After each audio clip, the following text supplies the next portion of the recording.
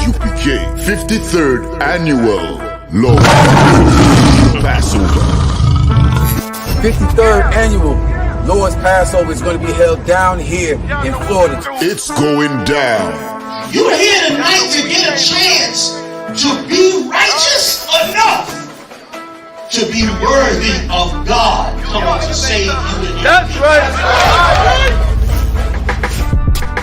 It's going down. The Lord's 53rd Annual Passover. When we say we no cowards, we stop that business. We no cowards up in here. Book your hotels now at the Holiday Inn Express and Suites, the IHG Hotel, 301 Tucker Lane, Cocoa Beach, Florida, 32926.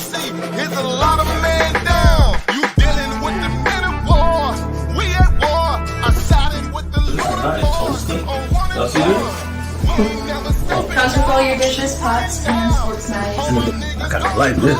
This is like an apartment and a hotel room. You know what I mean? This here right here is about to be holy ground. It's going to be holy ground. All our beautiful, wonderful brothers and sisters from all over the world. You understand? We can boast that now. Brothers and sisters coming not only from every state, but from all over the world. I heard the numbers this year is ridiculous. We had to buy out the whole hotel. Friday, April 15th at the Space Coast Convention Center. My camp undefeated. You cannot debate. You just want the clout. We just want the grades. I'm just trying to get it. This is going to be glorious.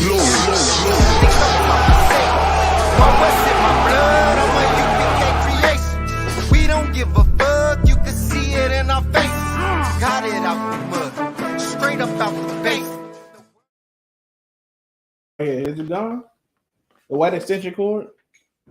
White extension cord. I don't remember the white one. It's usually a brown one.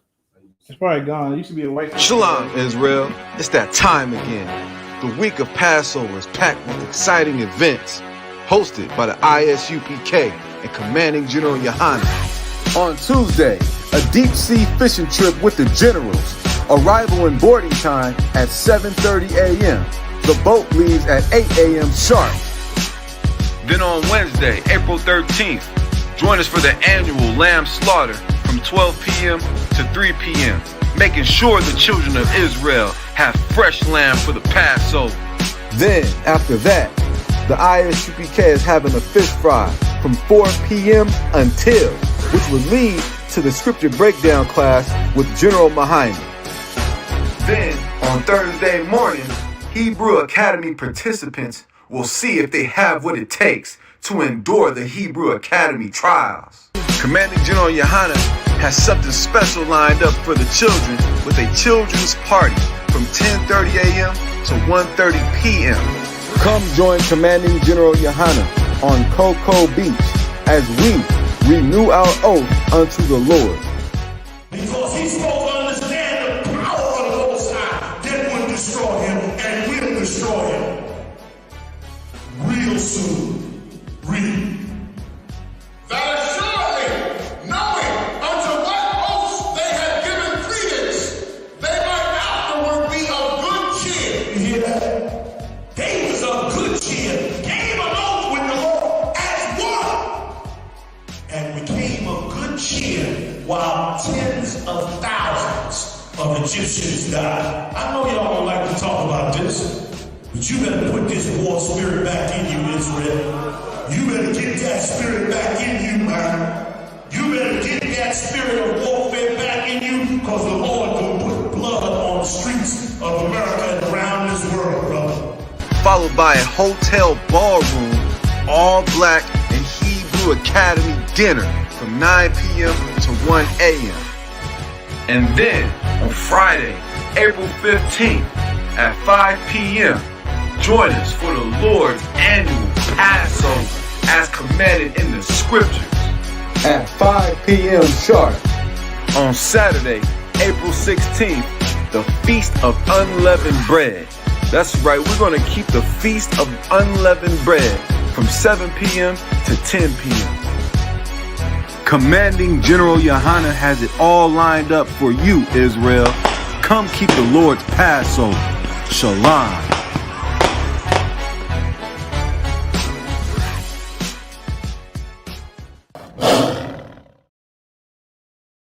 You're on, sir.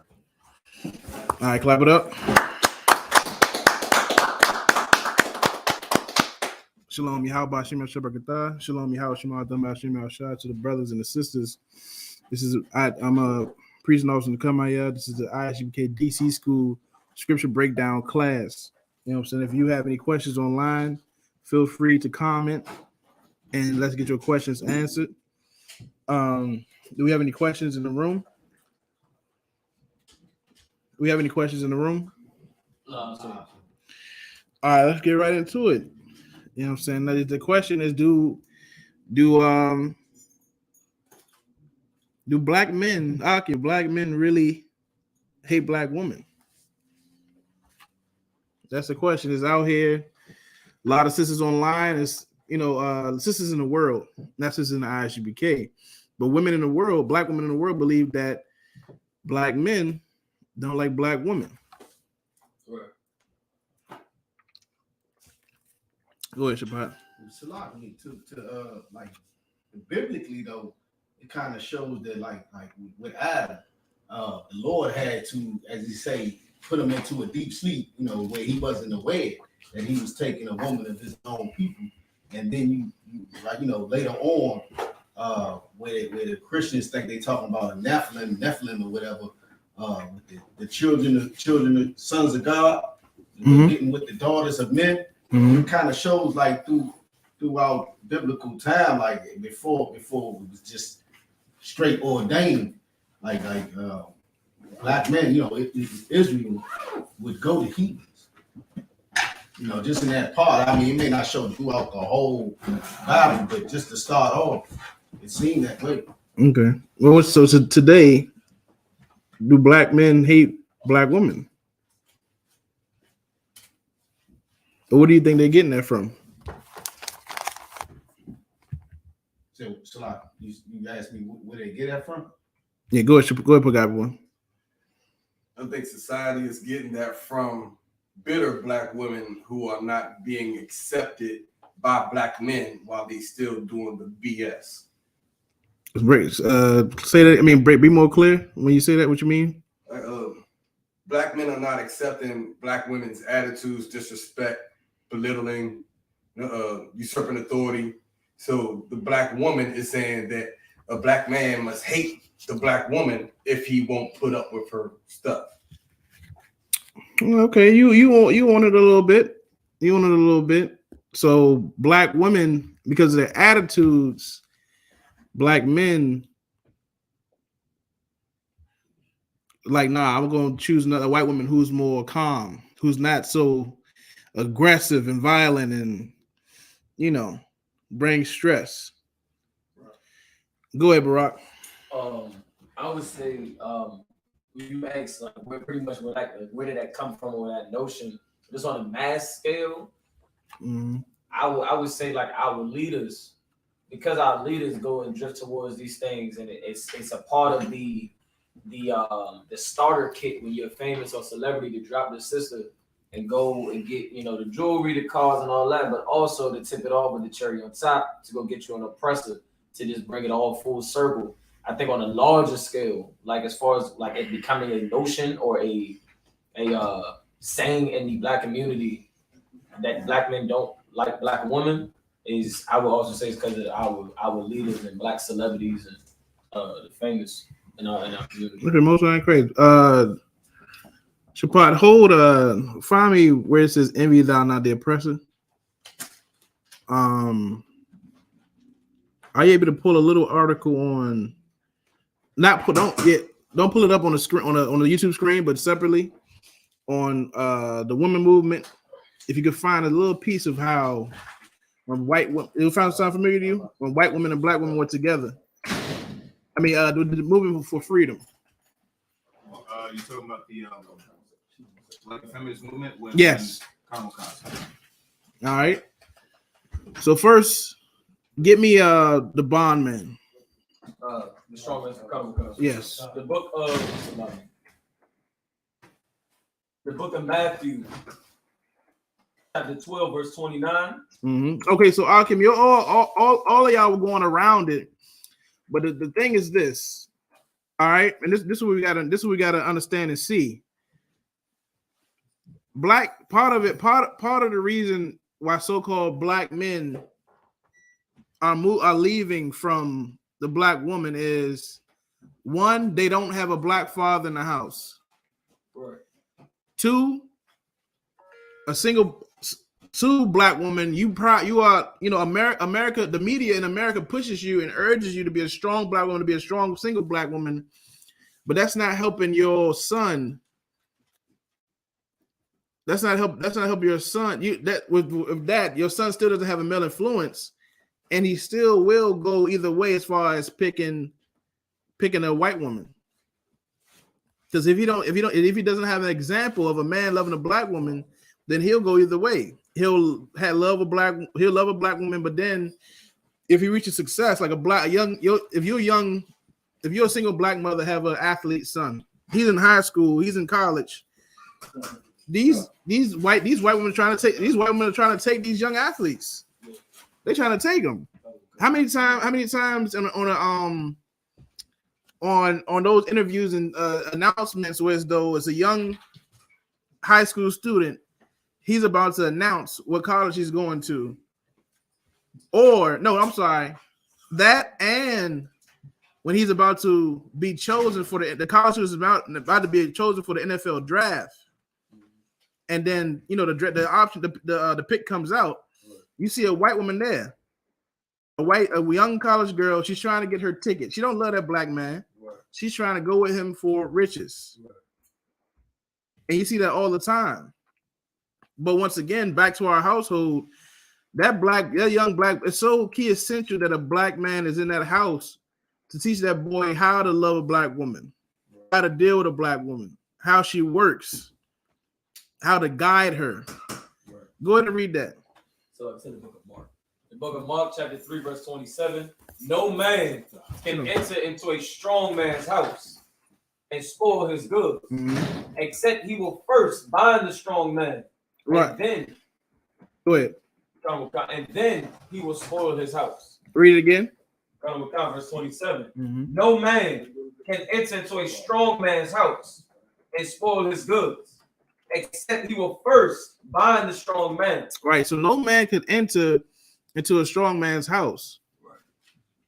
Meaning this, once that black man leaves that household, like, there's no stronghold, there's no protection from what can happen to your children and how your children mindset, the ways that they think and who they honor and who they like. Right. You get what I'm saying? Who they, America pushes. It's a lot of stuff going on in America where as though they push self-hatred. They push self-hatred in America. So we hate ourselves and we want what's better. We want what the media pushes as successful and nice.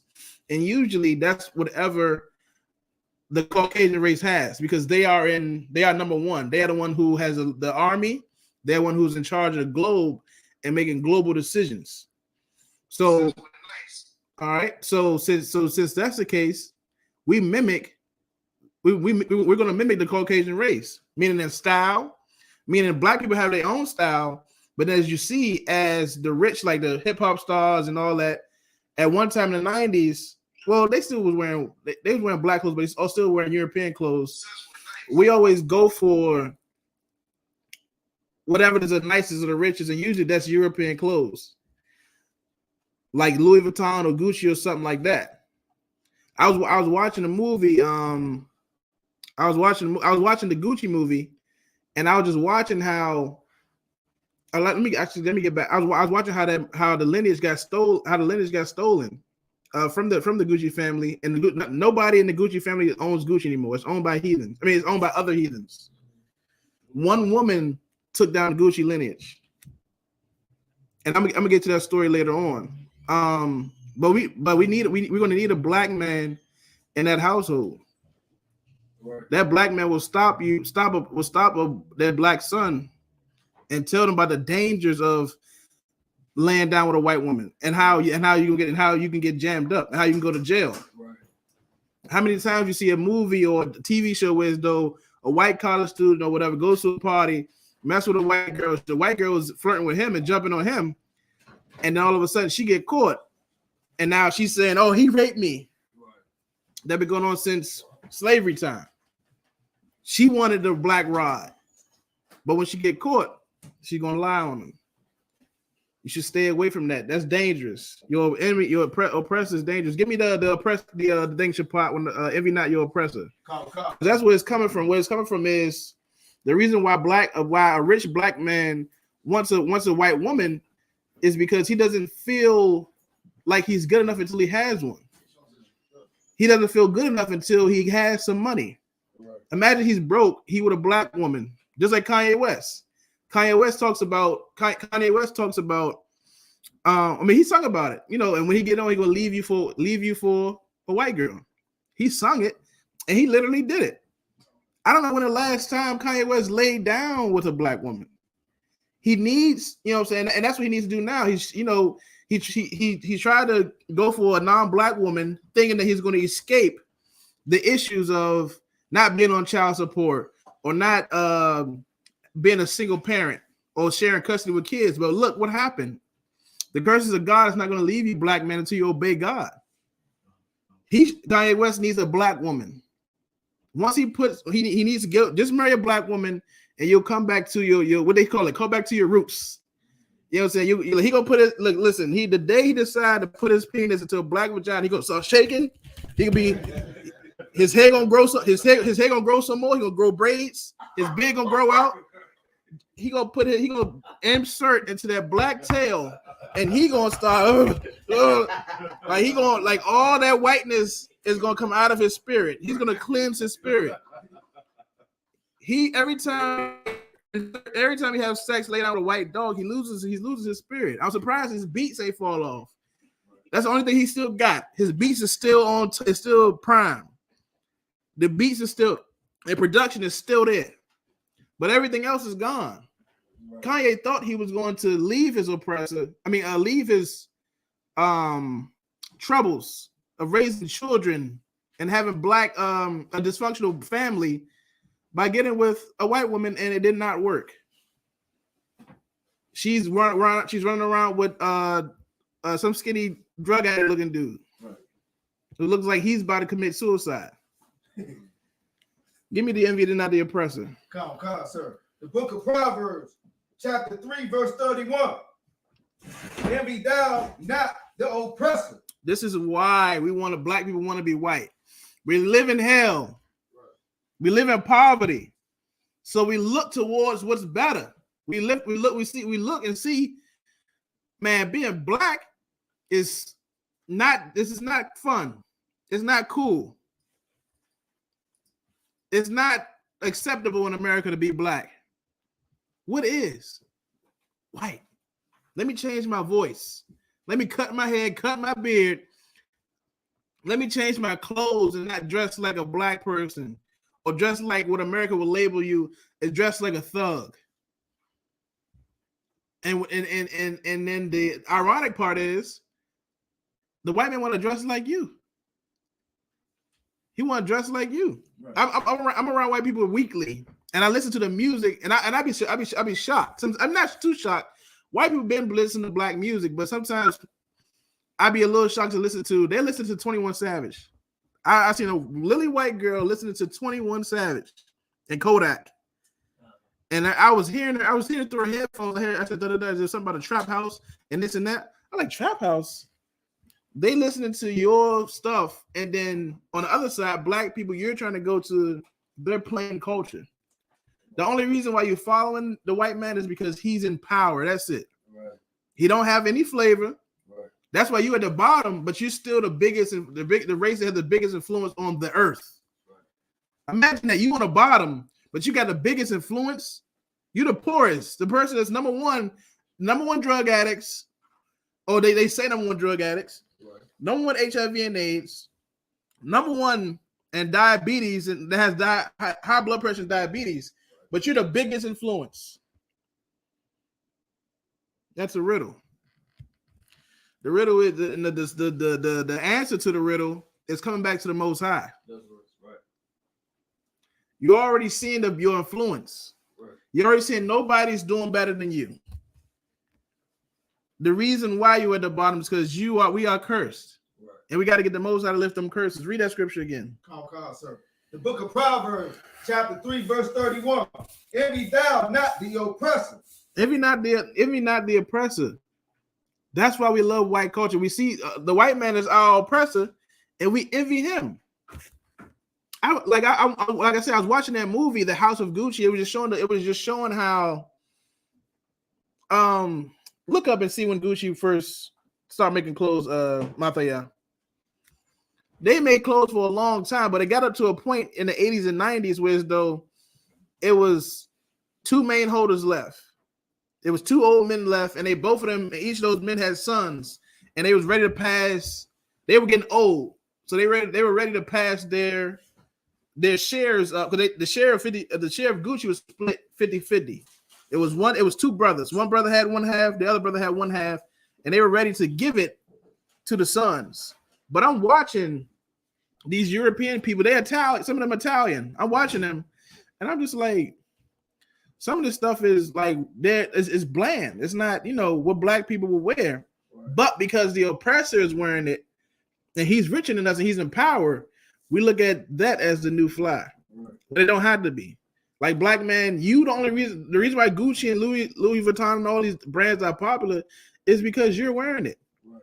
Now imagine if you wear your own. You wear your own. Like, I remember when Kanye West was having a big deal 5 years ago. He was trying to curate clothes. And everybody was saying, look, you can create your own clothes. You can just have it at this price. He didn't want it at that price. And he wanted to work with the oppressor. Right. He wanted to work with the oppressors with Balenciaga. That's why now if you see Kanye West, he's rocking Balenciaga. He wanted to work with them. He didn't want to start at the bottom with his people. His people's going to push it. And whatever we rock, whatever we do, people going to pick up and follow us anyway. Right. It's so easy for us to just create our own clothes and own brand. And if we really love each other, we be you the next whatever. Right. Gucci go out of business, Louis Vuitton go out of business. Right. And then you would be the new clothing all around the world. It was founded in 1921, 101 years ago. Right. So imagine that Gucci started 1920s. All the way in the 80s and between 1990s, that's when it was one woman who came to one of the brothers, one of the sons of the Gucci sons. He didn't want to even own or run the Gucci. He didn't want part of the Gucci clothing line. He wanted to be a lawyer. He met one Italian woman. This woman envisioned herself. She envisioned her own success. And she was like, I'm going to get it through this Gucci son. I'm going to get it through him. He wanted to be a lawyer. She got with him, had sex, and they played that son as he was like a nerd. Like, he wasn't getting no vagina. He wasn't getting none of that. She came to him and turned him out. You know what I'm saying? Making him his eyes cross and toes curls and all that. And now she got him under his spell. So she convinced him. She convinced him to somehow get ownership of his uncle's share, cut his uncle out, and then also cut his cousin out, which was the uncle's son. So he had the full 100% share of Gucci. Once he got that, the son caught on to how the woman was selfish. She's trying to do this for herself. He divorced her, and he said, I'll pay for a penthouse and pay for whatever. He did that, had her live somewhere else. She tried to get back with him. He kept pushing her back. Kept pushing her away. Then she got upset, and she was paying a tarot card reader for fortune telling or whatever. And eventually she got pissed off with the tarot card reader and told her, look, these tarot cards ain't working. I need something else. The tarot card reader gives her 2 hitmen to hire to kill the Gucci son. She kills the Gucci son. Years later, and she has ownership of the Gucci, but then years later it comes up that she killed the son, killed the Gucci son, and she lost her thing. So now Arabs and East Indians own Gucci. No white man, the white man does not own Gucci. It's owned by Arabs now. Part of it is owned by Arabs. I think part of it is owned by East Indians. No Gucci. There's nobody with Gucci, the last name Gucci. I don't think there's no Edomite that owns it anymore. Now imagine how our lineage was taken. I watched that movie and got it. I know this is how you know you black people are passionate. Here I am watching a movie with devils, and I'm like, damn, no son, like no bloodline owns their own store. And I felt sad, and I was like, man, you know what? Imagine what they did to us. And now we don't have any lineage. We don't have Israel anymore. Right. We don't got Israel anymore. We got to fight how to get our. We got to fight how to get our lineage back, and to get our culture back, and expose who took our culture. Right. Go ahead. Sloppy, if I may. Even with like back in the late 80s, Gucci wouldn't be Gucci, and along with other stuff, if it wasn't for the hip hop scene and us with Dapper Dan and all that. Right, because and they showed in the movie how really in the 80s Gucci was because it was the 1920s, they still was keeping that old style 1920s, 1930s look. Nobody was buying Gucci. Right. Everybody was buying I don't know if it was Louis Vuitton or it was another Chanel or something. Everybody was buying. It was another company they was buying because it was the 80s and Chanel's, whatever the styles of the 80s, Chanel or Louis Vuitton, one of them stores swapped out the old style and everything in their store. Most of everything in the store was 80s styles, the pastels and the whatever 80s colors and style was.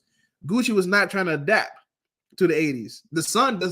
One of the sons of Gucci was, but the father kept denying him, telling him, "You mixing pastels with brown, that's ugly," and would just shun him away. You know, but once again, like you saying, Dapper Dan, black people made it popular. Nobody wanted to buy it. You get what I'm saying? We make everything run, right? And you got to get that in your head and know that. You got to get it in your head and know that we run everything, and don't be impressed or seduced. I'm not saying it's evil to rock any of these brands. You can have them, but I'm saying like, don't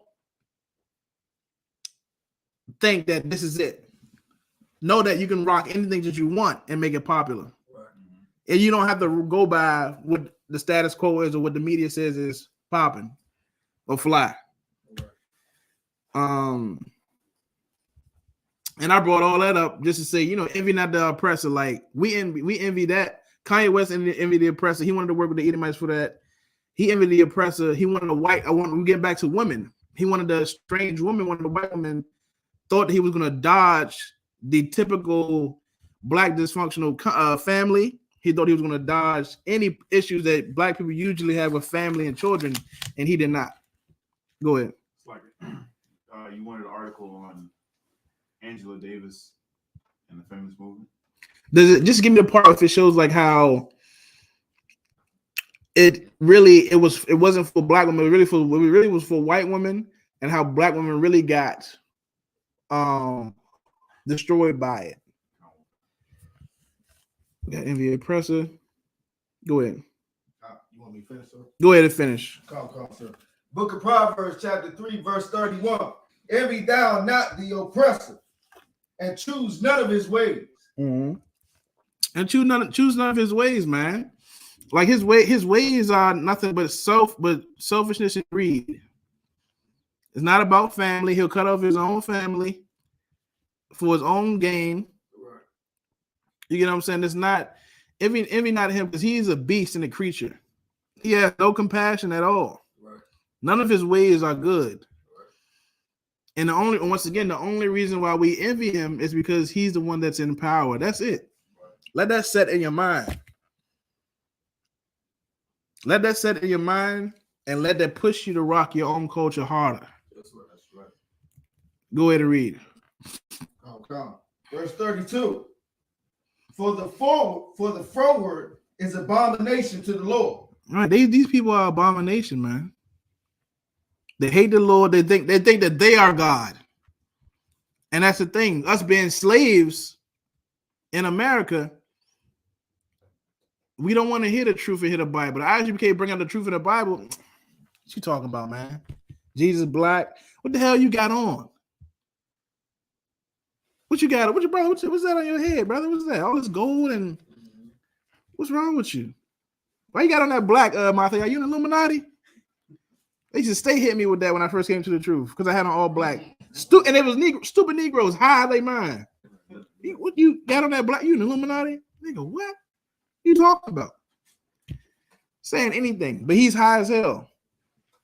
High as hell and drinking lean.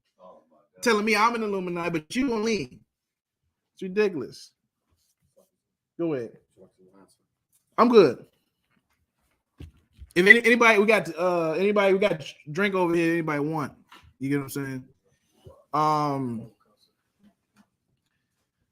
What's the next one I wanted? Strange. Give me Kanye West. Give me Deuteronomy chapter 7, verse 3. Give me 7 and 3, man. We also got to protect our spirit. And somebody hold, I believe it's Isaiah 30. Barack, check Isaiah 30 or Isaiah 30 and 1 when it says we have a covering of a spirit. It's in Isaiah 30, it's in Isaiah 30 and 1. It's in one of those chapters. Right in the beginning of it. Go ahead, Doc. Mm-hmm. This is the book of Deuteronomy, chapter 7, verse 3. Neither shalt thou make marriage with them. Thy daughter thou shalt not give unto his son. So that's why the Bible is so important, Kanye West. O.J. Simpson, Tiger Woods, the dude is the dude that Soul Train. Don Cornelius, it's and all the other the dude Dr. Dre, who's losing money. Bring his money up. Somebody go ahead, Shapar. See if you can. Oh, you was reading just now? I got Deuteronomy 7:3. Nah, bring him. See how much money he got to pay that ugly woman. Lord, she's ugly. Terry Crews gets fondled by a white man, and his wife is the one that tells him, "Babe, don't react." If it was a black man, I bet he probably would have punched him. Who knows? He might have liked it. He might have liked it, or he might have not. I mean, he said he didn't like it. I don't know. Terry Crews is in the air. You got Barack. Dr. Dre. Dr. Dre. This is what you get for messing with strange women. Go ahead. So it's two of them. So he has to pay about $300,000 a month. He got to pay an ugly. He got to play a. He has to pay an ugly heathen when he could have got a black woman. An ugly one. Yeah. $300,000 a month. Good night, brother. Have sex. Go listen, LaQuisha. You ain't gonna got you give LaQuisha 300,000. LaQuisha just want you to buy her a house. Just be in a house with her. Go in the house with her. Be home to eat a chicken. Eat the chicken, okay, and go upstairs and finger licking. That's it. That's all you got to do. Go ahead.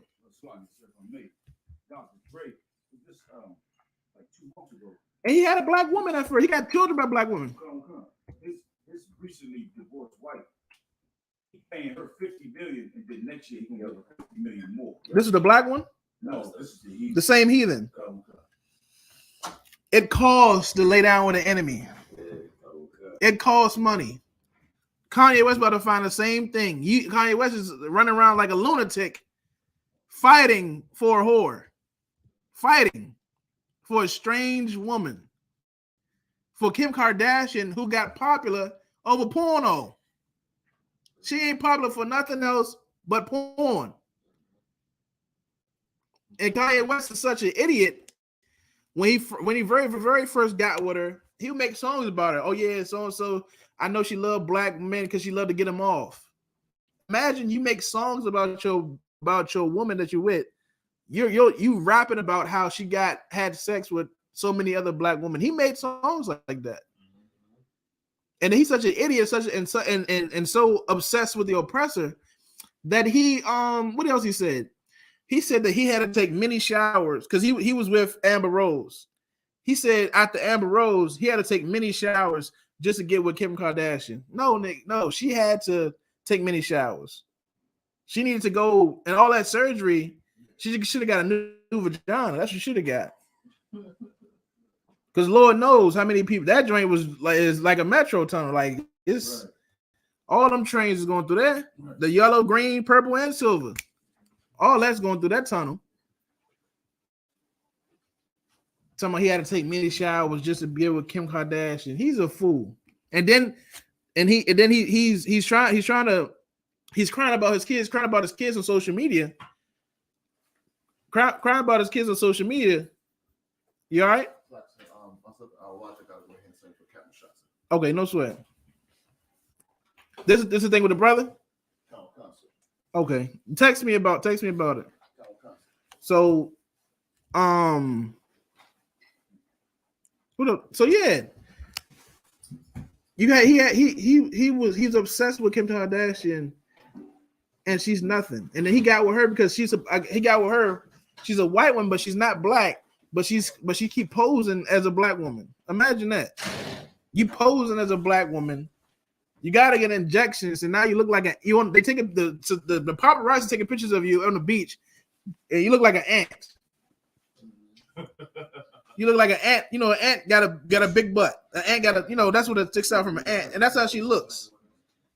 With a fake behind on a frame.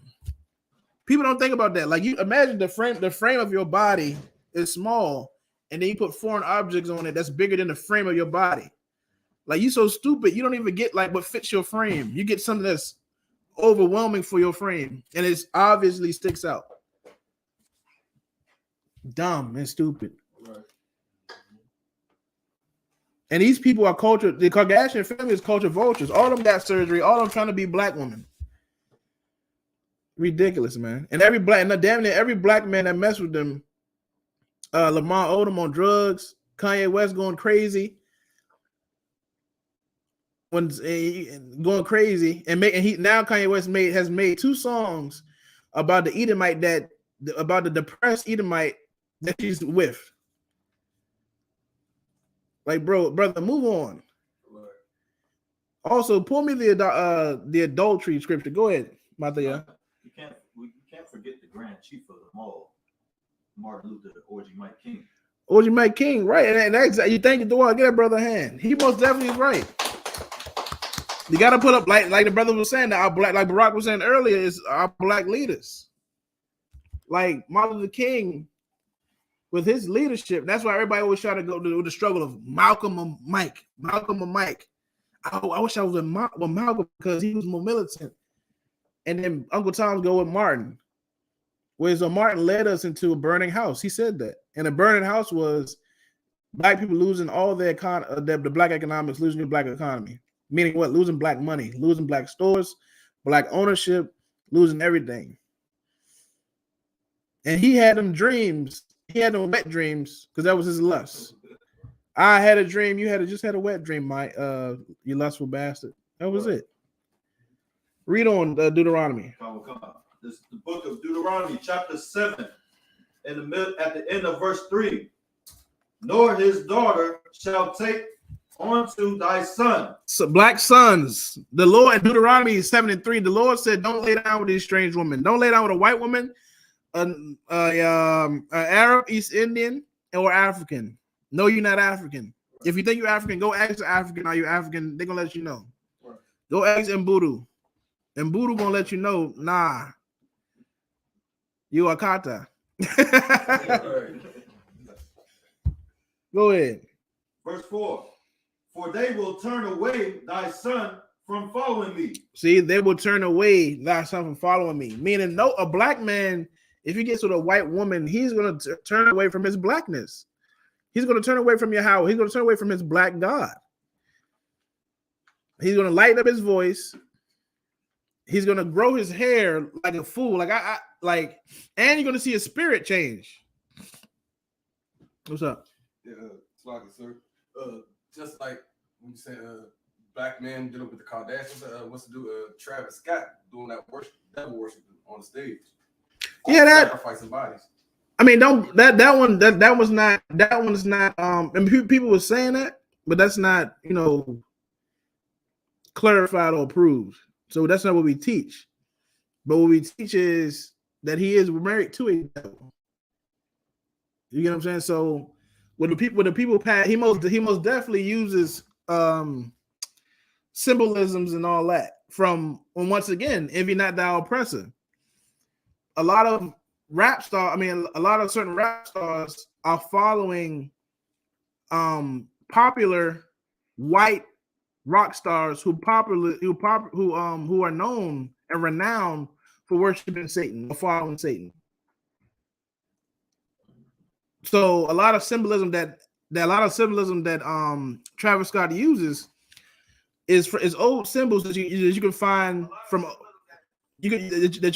some old white, some rock star or some old white man who says he's a Satanist or says he worships Satan. Envy not thou the oppressor. What these people are doing are not old. Him or A$AP Rocky or whatever. A lot of any rapper who you saying worships the devil, if he is using these symbolisms, these logos and symbols are old, and you can find them from Alex Crawley and popular white Satanists. Go ahead.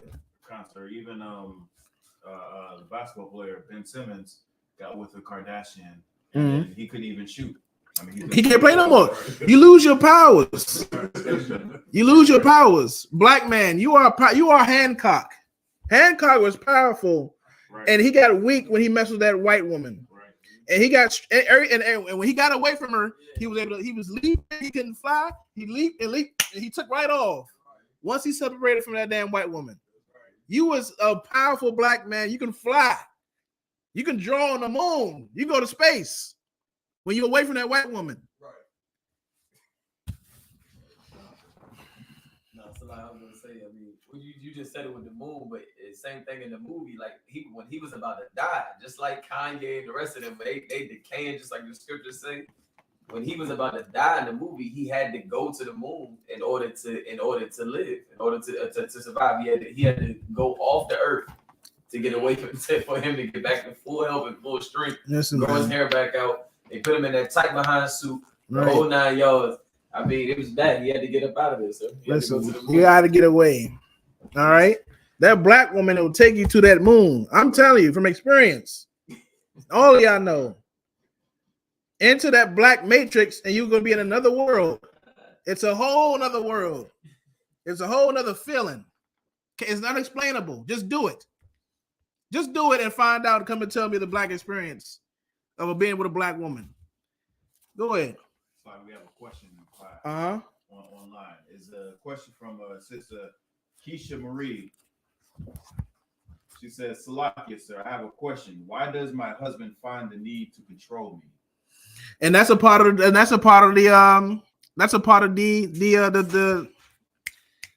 topic. Get that sister. What's her name? Her name is Keisha Marie. Keisha Marie. Give Keisha Marie a hand. You gonna find out. I need the apocrypha. Much liberty. That's what I mean. I was good in the scripture later on, but you skipping my lesson plan. Her name Keisha. Keisha, you are skipping my lesson plan. Good night. I can't even. I'm trying to bring it out slowly, but you jumping me right on in.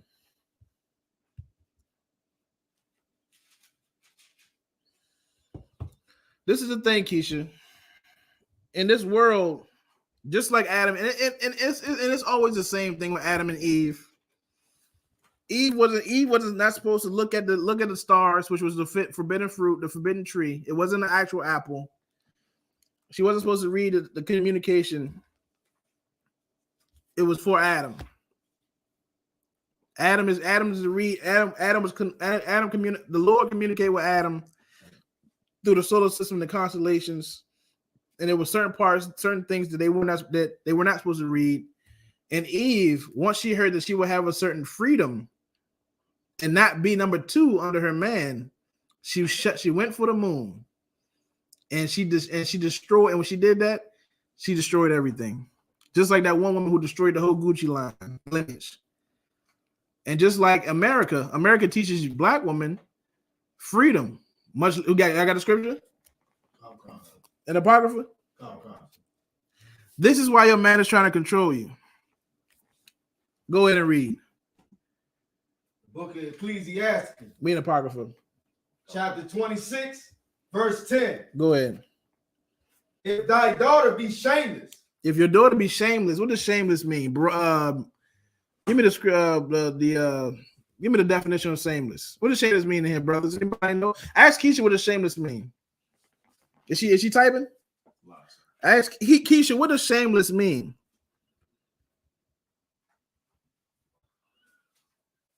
Also, Keisha, how does your man try to control you? What do you mean by that?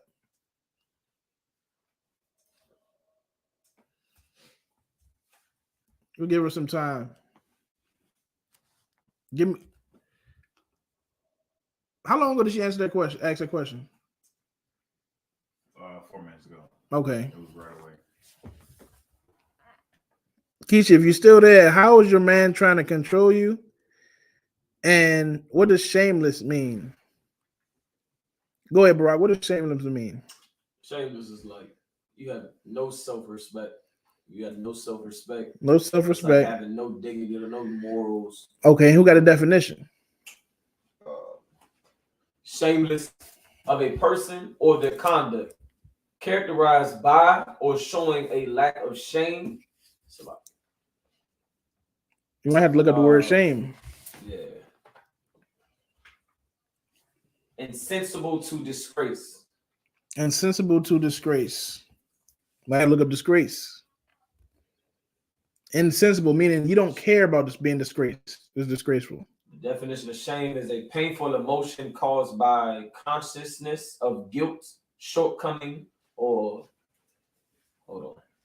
Go ahead, read that. That's it right there. Go ahead, read that. What you got, brother? Disgrace. Go ahead, read disgrace. Calm. Disgrace, loss of reputation or respect as a result of a dishonorable action. Read that again. Calm. Disgrace, loss of reputation. Stop. Loss of reputation. What does reputation mean? Reputation is something that you build. Right. Reputation is something that everybody knows you by this thing. This is your morals. This is the way that you carry yourself. Everybody knows you some kind of way.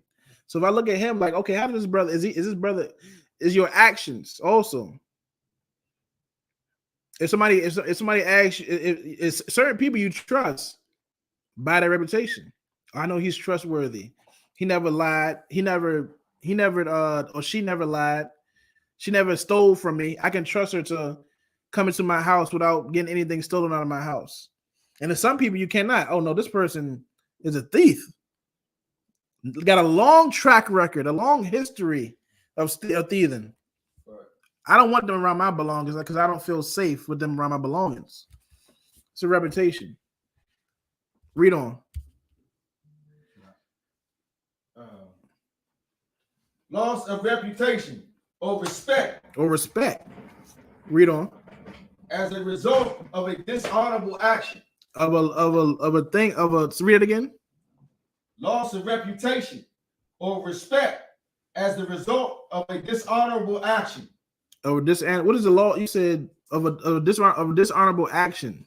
I mean, you have to do something that's dishonorable, that's disgusting. Somebody look at you, you commit an action, and they're like, "Oh, why would you do that?" And look at you like, and they shake your head and suck their teeth and look at you narrowly, and call you disgusting, and call you wrong, and call you vile. Who had their hand up in here? I got a response from her. This is Keisha Marie saying, sorry, I was driving and it's like everything I do is not good enough. The control comes with anything I wear, things I do within my day, things I do within my day, the way I speak. It's a lot of little things. The way you speak. Okay, what is the way? I mean, okay, are you a person that has a husband that's in the school in the I.S.U.P.K? She said that? Okay. because the world has taught the world has taught you a certain taught everybody, man and woman, how to be, and we are not in conduct or in line on how we're supposed to be. Meaning this, we're supposed to be, black people are supposed to be a certain way. Pagai boy, give me Deuteronomy, I think it's 4 and 5. Give me that liberty. Give me the apocrypha. Who had the apocrypha? Go ahead and read. So this is the thing. America gives our woman too much freedom, and I know you do not like to hear that. You've been set free. Men, it's a certain freedom that men and women should not have, because certain freedoms are dangerous. Certain freedoms are harmful, and you don't need that freedom because you have had that freedom, and the Bible's going to bring it out. Go ahead and read. The book of Ecclesiastes, chapter 26, verse 10. If thy daughter be shameless, keep her in straitly. So if a woman has no self-respect, the Bible is telling that person to keep your daughter in the house, because when she's out the house, she has no self-respect. She doesn't care. She doesn't care if people see her naked. She doesn't care who touches her body, who gropes her. She does not care. She does not care who she hangs around. She does not care about the people. She doesn't have in mind that there's people out in this world who are trying to use me for their gain, who's just trying to use me for something, rather it be for sex, rather it be for money, rather it be for something. You have to be aware when somebody's trying to use you for something. But sometimes women know, and sometimes some women don't know. And the only time that you do find out when somebody's using you is after long experience, after you've been used 4, 5, 6, 7 times, 20 times, 30 times, 40 times. You've been used 40 times, and now you can tell you have experience of being used that much. So now you know, okay, now this person's trying to use me, but that experience is not good. That experience is damage to your psyche. That experience is damage to your mental. So now you aren't the same. Your spirit has been tainted. That's why you need to be controlled. That's why the Bible says you don't need certain freedoms. It took me a while to understand that as a young boy. I used to be, oh no, women should have this freedom and that freedom, and not too controlled. It's a certain way to balance it. Not saying the man is not supposed to be a lion in that house, meaning he just angry and controlling this and controlling that. But it's beautiful. It's beautiful for a man to be overprotective than a man to be not protective, or a little protective. Overprotective is beautiful because you're safe, and you are not raped. You are not molested when your father is overprotective. You are able to stay sane, and your mind can stay stable when you're overprotected. You are safe. Go ahead and read on. Least she abused herself. There it is. This is why your husband is controlling, woman, and this is why you need to be guided. I don't use the word control, but I like the word guide. I'm a guider. I love to guide. I'm gonna guide you the way to go, the right path. I'm not gonna guide you to the path of destruction, which you have already been living your whole damn life. You already been walking in the path of destruction. You have a brother in I.S.U.P.K who is guiding you from that path of destruction. But it's hard for you to get used to that because it's new. You're used to walking. Your life, a man's life and a woman's life. We used to walk through a path. You know the cartoons or a movie. It's like go left or go right. You go right is, I don't know, beautiful. It's a waterfall. It's a rainbow.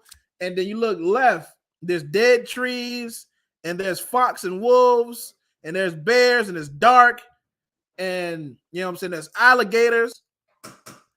Black women, black men in America, you taught to go down that dark path with the alligators and the wolves and the bears and all kind of venomous snakes and all kind of dangerous things in that path. That man in the UPK is trying to take you to another path. But with that, you have to be guided, or what you mistakenly call control, which is nothing but safety. Control and guiding is safety for you. And it's irritating to have a controlling man. It's annoying. You know why? Because you aren't able to do what you want to do. You're not able to be selfish anymore. You're too damn selfish. A lot of us are too damn selfish, and we hate when somebody's trying to tell us what to do, but really we need it. You need it. You need somebody to tell you what the hell to do because you've been effing up your whole life. So you need to be controlled. And it's called righteous control. It's called a righteous guidance. And the Bible is telling us about women right now. Starting from the top, and I'm going to let you read down. Sir. The book of Ecclesiasticus, chapter 26, verse 10. If thy daughter be shameless, keep her in straitly, lest she abuse herself through over much liberty. The Bible says our women have abused themselves over much liberty. Look up the word abuse, mataya. And somebody else look up the word liberty. Our women have a lot of liberty and too much liberty. I'm not saying you can't be a lawyer. I'm not saying you can't be what you want to be. But it's through guidance. And if that man tells you that this career or this path that you want to go is not a good fit for you, it's going to be heartbreaking for you and irritating, and you're going to be pissed off. But you're best to do it because it's to save your life. Who got the definitions? What definition you got? I got liberty, sir. Abuse. Give me the definition of abuse. Speak loud. Abuse. Use something to bad effect or for a bad purpose. Misuse. The use something. Read again. This is a definition that all black men and black women have. This is something that we go through. It's called abuse.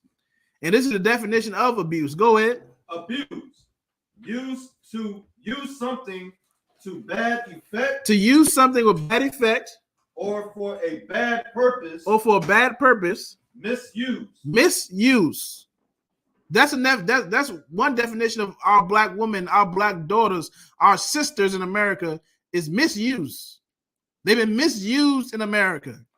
And black men been taught to misuse black women, and white men been misusing white women and black men all around.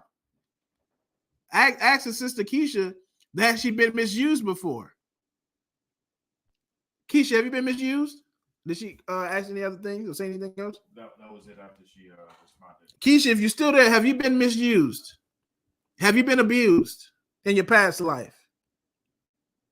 You don't have to go into a long spill. What'd she say? She said yes. Okay, Keisha, how are we going to stop you from being misused? How?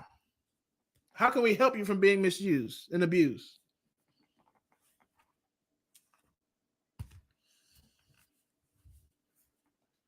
What you got? Hey, Shalom, brother. What's going on? I have a second definition. Oh, give me 1 second. Shapai, you got the liberty, right? Call concert. Uh-huh. Call concert. But she just responded? No, I was saying I have the liberty. Go ahead, brother. Give me the definition. Give me the other definition. Go ahead. What you got? Continue on abuse. Go ahead. The second one: cruel and violent treatment of a person. Cruel and violent treatment of a person. Anybody in this room answer this question? How do you stop a person? How do you stop that definition? Read the definition again. Cruel and violent treatment of a person. How do we stop cruel and violent treatment of a person? Go ahead, Pagai boy. You gotta fight them back. Gotta fight them back? How?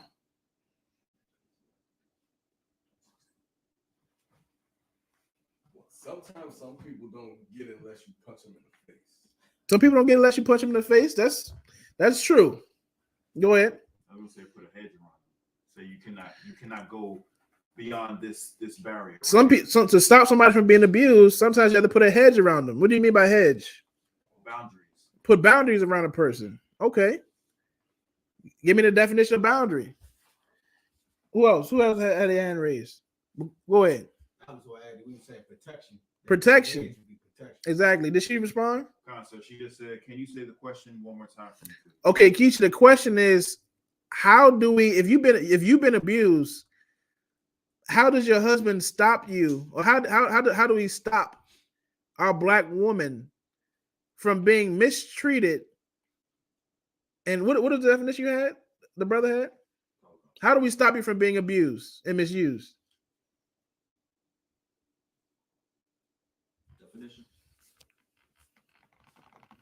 Cruel and violent treatment of a person. You've been treated cruelly and violently. You've been treated cruel and violently. How does a person stop that? How can you be stopped?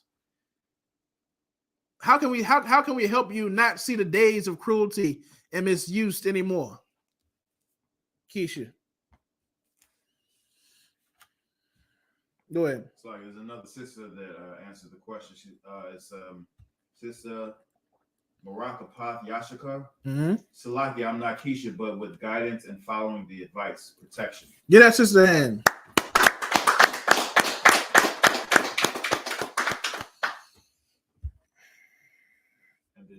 Go ahead. And Keisha just responded by protecting me. By protecting you. That's why you don't like control. I understand you don't like control, but the control, don't look at it as control. Look at it as protection, guidance. And the reason why it's so irritating, you don't like it, is because you're not used to it. And you were and America taught us an evil lesson. America taught us how to walk down a path with walk through America with all freedom. And not all freedoms are good. You need to have a filter. And that black man, that father, that husband is the only one that's going to be able to provide that filter of freedoms. Some freedoms are great. Some freedoms you should never experience because you'll never be the same. Your spirit will be tainted by certain freedoms. Right. Who had liberty?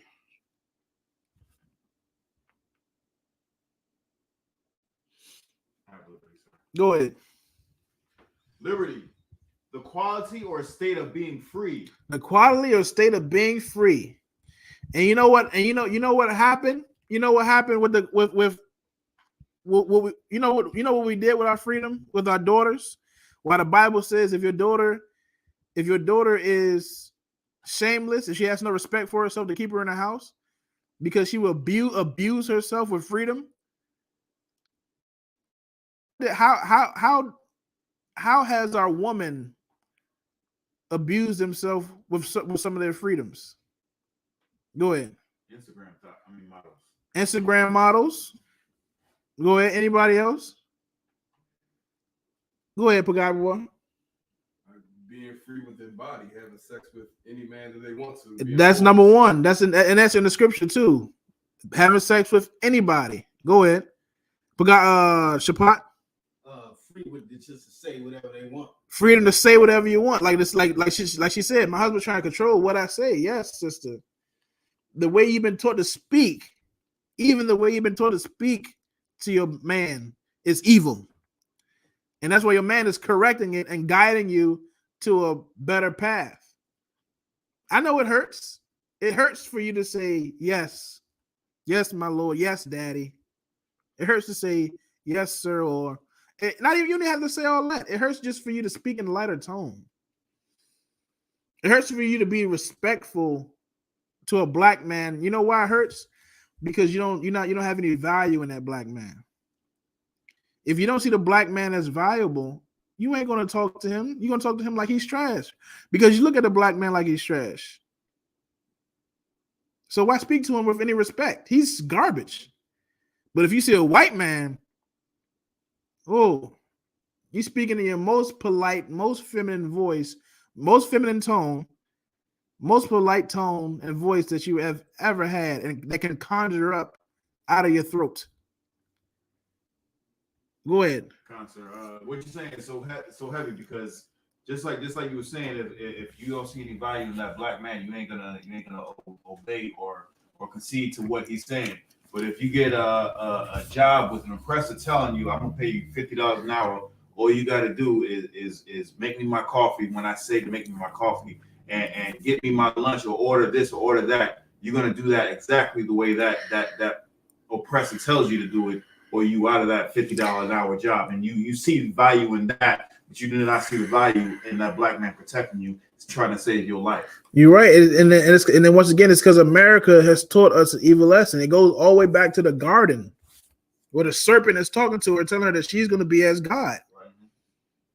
If she's going to be as God in that office and get that $50 an hour, my black man, he ain't paying me $50 an hour. Right. He ain't got no put no ring on my finger. F him. I've been on jobs. I had when I was younger, I had a concierge job for like 4 or 5 years. And there was always we always had a white property manager of the condo, because you're a concierge at white people's condos or white people's apartments. The property manager is always white. And then our concierge manager, my boss, was always most of the time was a black woman. And the relationship between that white male boss and that black woman was so slave-like. The white man was always flirting with the black woman. Certain white men had to get fired because they were trying to use the black woman, use our sister for sex. It was flirting or going overboard with the flirting on the job with the black woman. And sometimes a lot of times the black woman is flirting with a white man, or doing too much laughter and not knowing who her enemy is, or not knowing the true nature, true character of her white boss. He's a devil. Right. He wants to use you for sex, and then tomorrow he's gonna act like y'all never had sex. Right. That has happened plenty of times. Y'all go and have sex, and you fall in love with him and think something all good. Nah, he's just using you for pleasure. Anybody else comment on that? Okay, I need the scripture. So what you got? Go ahead. What you gonna say real quick? I got a short precept. Oh, let's get back to the apocrypha real quick, and then we're gonna go to your precept. Okay, listen up, sisters and sisters. This is how we protect you, and that's why your man trying to control you. Keisha, if you're still there, Keisha, do you understand a little bit why your man is trying to control you? Go ahead. Oh God, the book of Ecclesiasticus, chapter 26, verse 10. If thy daughter be shameless, keep her in straitly. If you have a shameless daughter that does not respect herself, keep her in the house, because she's going to embarrass the family, embarrass her father. Read on. Lest she abuse herself through overmuch liberty. Overmuch liberty. Too much freedom. Too much freedom. How many sisters I met? How many young sisters that was teenagers went to a party, was not supposed to be drinking no alcohol? You drunk alcohol, or you were able to drink alcohol. You drunk too much because you didn't put a you didn't put a cap on your drinking. You should have not been drinking, or if you was able to drink, you drink in moderation. Don't drink too much, whereas though you lose control of your senses, and now you got raped, or now you got gangbanged. I know so many sisters who went to a club, got drunk with some random dude, and then now the next couple of weeks, you have an STD. I know real women like that. I know real women who got raped or molested. I met this one girl when I was in 10th grade. She was my girlfriend. The only one time she had sex was when she got raped in an alley. I was sad as hell when she told me that. We hugging and stuff like that. She telling me, yeah, I only had sex one time, but I didn't even want it. Some guys caught me in an alley, put me down, and had sex with me. I was like, yo. That's why our daughters have to be. That's how our daughters have to be guided or what you call control. That's why an overprotective father is so beautiful. That's why I like that movie King Richard. Venus and Serena's father. That movie, they call it. There's a movie about Venus and Serena's father called King Richard. This brother had daughters, and before they was even born, I believe he wrote a plan in a book of how he was going to have his daughters play tennis, and they was going to be superstars, and it happened. He's a genius. Imagine that your father writes a story on how he's going to train you up and guide you to tennis superstardom. And also give if the rumor is true about Venus's virginity, give her a hand. Now that she honored her father. I did not know Venus. If this is true, there's a story that came out that Venus admitted Venus is about 41 or in her 40s, and she said that she has not had sex yet. Her father must be proud. Imagine you got a 41-year-old daughter who ain't have sex. That's alien. Somebody please give me her number.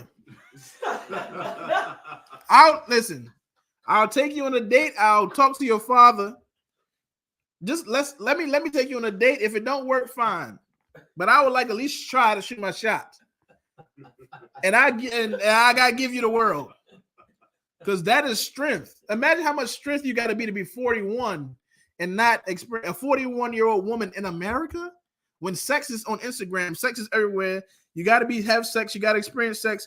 Imagine all the stories this 40-year-old woman have heard through her 41 years of life of everybody telling her, "Oh, this boy, he had this kind of sex. He had that kind of sex. Oh, he did me like this. Oh, he did me like that." If that story is true, Venus is a great woman.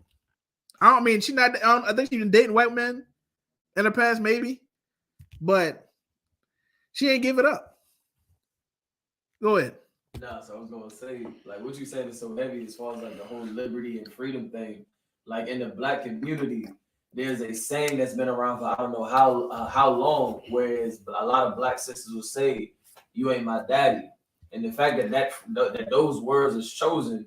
And you ain't my daddy. It's not like you ain't, my boss, or you're not my head. They say my daddy. Mm-hmm. That just proves like our sisters, like growing up without a father in the household and not having that sense of not control but guidance. Mm-hmm. That done develop into a whole saying to where you try to tell the sister, you ain't even gotta be trying to get with the sister. You try to tell her, hey, it is 30 degrees outside. You should put a coat on. Mm-hmm. You ain't my daddy.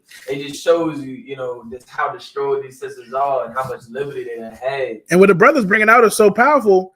And that's one of the points. I'm glad the water for bringing that out. That was one of my points was though the brother Barack said, you'll try to tell a woman something and the woman tell you ain't my daddy. Like she knows she's supposed to listen to her father. What she does not know is, once again, giving too much freedom. You're not even black woman. You don't even really have too much wiggle room to choose your own man. Did you know that? Right. You don't even got freedom to do that because you're going to choose a bad boy or something stupid. Right. You're going to choose a man that has glitz and glam. And in the glitz and glam, I don't mean he's rich, but whatever your glitz and glam is in your mind that attracts you, most of the time it's not good. You like him for some reason. Rather, he might be rich, or you might like him because he might be a gangster. You might like him because, I don't know, he had some Timberlands that day. You might like him because whatever. But just be and there's nothing wrong for liking that brother for whatever he got. But you got to see your father is going to help you. Your father's going to see what's behind that. You like that brother with the Timbs? Okay, cool. Let me see what he's about. Let me see how honorable this brother is. Let me see how honorable. Let me see, can I trust you with my daughter? The Lord didn't even give you license to choose your own man. That's saying you ain't my daddy. Your husband is your new daddy. That's what you don't know. You know why? Imagine this. Imagine your father has a signet. This ring right here is his signature and his power. Imagine I'm rocking this ring. This represents I have my daughter. Now, when I give my daughter to a man, I take this ring off and give it to him because now he has guidance and protection over my daughter. That's what it is. Go ahead. It's like even in heathen's culture, for marriage, when the father walks down the daughter down the aisle, the preacher or the priest says, what are you doing? And he's like, I'm giving away my daughter to this man. Once again, exchanging property. And this is reminding me of, unfortunately, something that's personal with me. My family, I have a sister. My father has 2 daughters. One of his daughters don't like him. I'm trying to tell her, forgive our father. She's having issues forgiving him. So she's going really, a woman's scorn. When a woman is angry, she's angry. I'm talking to her like, look, forgive dad, forgive him, whatever for the past. And she's so pissed off. She like, if she don't even have any children, but she's planning evil. She's like, if I have kids, I don't want him to see my kids. If I have a wedding, I don't even know if I'm gonna let him walk me down the aisle, because she knows a father is supposed to walk her down that aisle and give her away to the husband. That's what the control and guidance is for. It's to sit. Would be black. The black community and Latino community has been robbed of a lot.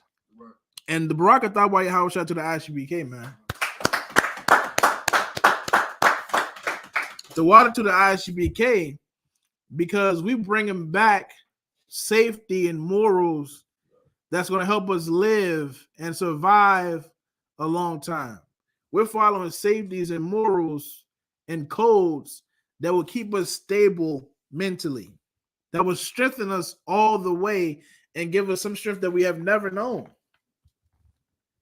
Continue with the apocrypha, brother Shapat. Slaggy, who had their hand up? Go ahead. I was just going to expound on what you were saying was so heavy because, especially for the sister and all the sisters that's dealing with a husband from the I.S.U.P.K, that guidance is coming strictly and directly from Commander General YAHANNA. And moreover, it's coming. Where the commanding General YAHANNA get that guidance from? It's coming from the Lord. It's coming from the Lord. You got a Bible, brother? Give me first. We're gonna continue that. Don't drop that apocrypha, Shapat. Brother, you give me 1 Corinthians 11:3. Now continue on the apocrypha, Bible Shah. The book of Ecclesiastes, chapter 26, verse 11.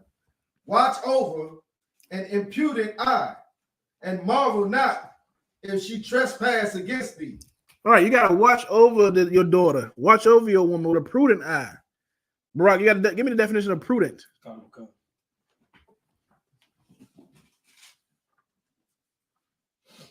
Go ahead, read on. Come, sir. Verse 12. You got it, bro? Go ahead, Spot. She will open her mouth as a thirsty traveler. Now imagine, this is your freedom, Keisha and sisters online. This is the freedom that America taught us. And black men, we got to take the blame because we've been using our women's freedom and destroying them. And they have turned around and used it themselves freely or now with cost. Now, what Bakwasha was saying about Instagram models, Instagram thoughts, prostitutes, and strippers, it's like, I live in America. America gave me freedom. I know men want sex. I can give it to you for free, or I can make you pay for it. That's an evil lesson they have learned. They have destroyed their mental. If a woman learns that, if you learn, okay, when I was a young girl, I was giving up vagina, I was giving up sex for free. But I need money. I need to pay my rent. I don't want to work a 9 to 5. I want to get some fast money. How about I just sell my vagina?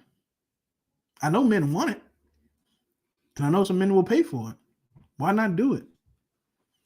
That's over much liberty, too much freedom, and an evil lesson in this disgusting world. Go ahead, Bakwash. Sir. I got a story about specifically that. I was at this one slave, and it was this older Edomite talking about he just talked reckless, and he was saying how his daughter was complaining about not having enough money or not getting a job or whatever like that. Right. And he was like, "There, you shouldn't be coming." He told his daughter this. He's telling the story about how he told his daughter this. Mm-hmm. He was like, "You shouldn't be coming to me asking about money, brother. Here's some more lime juice because you have a money maker that's built in right there with you, and if you actually need some money, you can actually go out and just cash that thing in anytime you want to." And man, you told your daughter this? Like, yeah, this is exactly what I said to my daughter. This white man told his daughter that she has a money maker between her legs and she should use it. His daughter. The white man is a creature and the devil. That's where we learned this thing from. Right. We ain't learned this from Yahweh, our black God. We ain't learned it from the nigga God. Right. The nigga God forbids prostitution. Right. The nigga God forbids whoredom. Forbids it.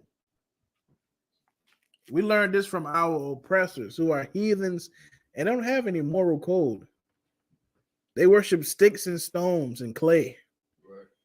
They don't worship a living God. They worship things that God made, like the sun and the moon. Why worship that and not worship the creator of that? They're stupid, that's why. And we have become just as stupid as them. Continue on the apocrypha. Come. Book of Ecclesiastes, chapter 26, verse 12. She will open her mouth like a thirsty traveler. Here go to liberty. Imagine you open your mouth like you're thirsty. Thirsty as hell. Mouth dry as hell. Throat dry as hell. Looking for water to drink. Read on. When he have found a fountain and drink of every water near her. And you imagine you drinking, you so thirsty, you drinking of every fountain near you. Go ahead. Oh, God. What does that represent?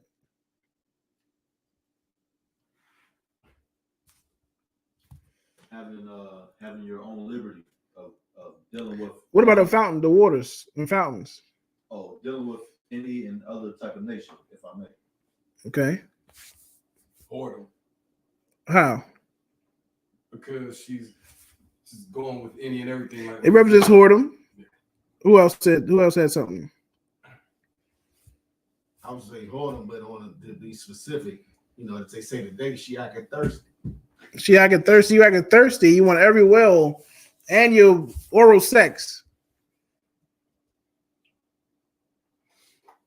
All right, oral sex. The guac 5,000. You at the hot dog eating contest. As many that can fit in your mouth. That's what you're doing.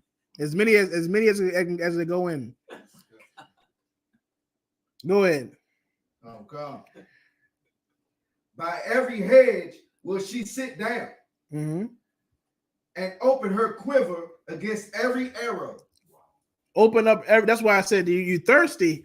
You're drinking of every water. You're drinking everybody's water. Everybody. Wow. You're swallowing everything. And now your quiver is open. What is a quiver? A quiver is, who knows what a quiver is? Go ahead, guy. Quiver is the thing that holds the arrows. The quiver is the thing that holds the cylinder, that holds the arrows. Right.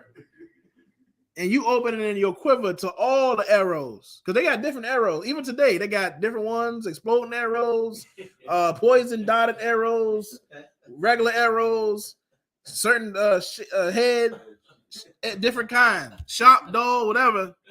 And you just open into all the arrows. That's too much freedom. Everybody done had you in the community. Rather from the old man to the young man. You use the young man, the young teenager, or the boy in his 20s, because he got energy. You had sex with the old man because he paid your rent. Everybody had you. Your quiver is open to all the arrows. You loose as hell. You loose as hell. No resistance. No fitness. Just stretched out. That's too much liberty. But if you have a father, you will never go through those things, those horrific things. Women have a lot of horrific stories from too much freedom and from too much of not knowing. Like they thought they were going to a party to have a good time. They thought they could trust a certain person, and it went down bad. It went downhill. And what happens is they were never the same. That's why whenever you do something wrong, like somebody say, look, you think you about to kill this person? Listen, I'm gonna tell you now, your first body, you kill somebody, you're never gonna be the same. Even when you have sex, you're never gonna be the same because you're gonna want it. You know the feeling. You're gonna want that tail. You're never the same. Same thing with a woman. I know certain women when I was younger, like 19, 20, 21, I met certain girls who just accepted that they were not going, they didn't have sex so much as a kid and as a preteen.